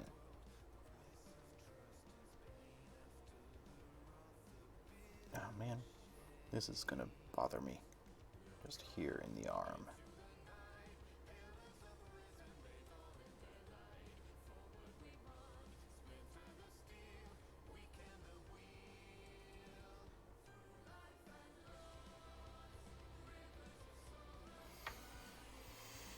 This portion of the assembling process is always sort of like meditation. Put it together and you just have to hold it in place for a little while.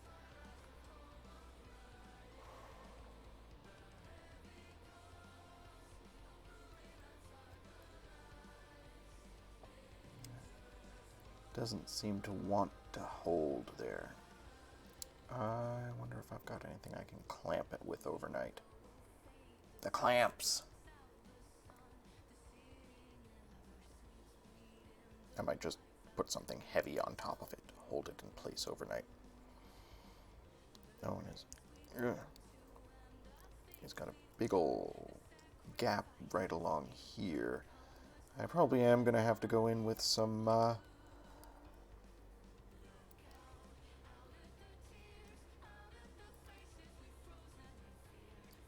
liquid green stuff just to fill that little crevasse.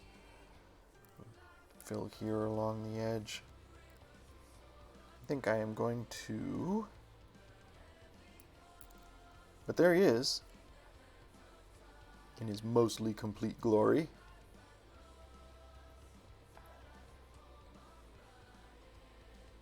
Obviously I mucked up the paint a little bit, pressing him closed. But I can repair that easily enough tomorrow. And we'll start doing finer details, shading. Give him a little more character.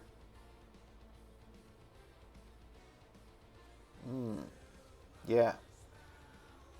Yeah, this is going to be fun to continue to paint. I think I am going to make that kneecap there gray to match the elbow pads.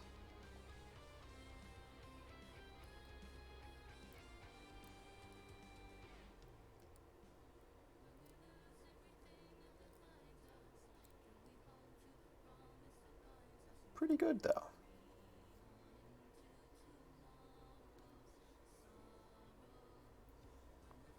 Cool. And then of course the shield is going to go here. Like here. And we'll work on that tomorrow as well. Or I'll just throw it on the floor. Well, that was a spectacular stream, friends. I had so much fun, and we made so much progress. Gonna continue to work on this fellow tomorrow. We'll get to do some of the more interesting details. There we go. Seal up my glue.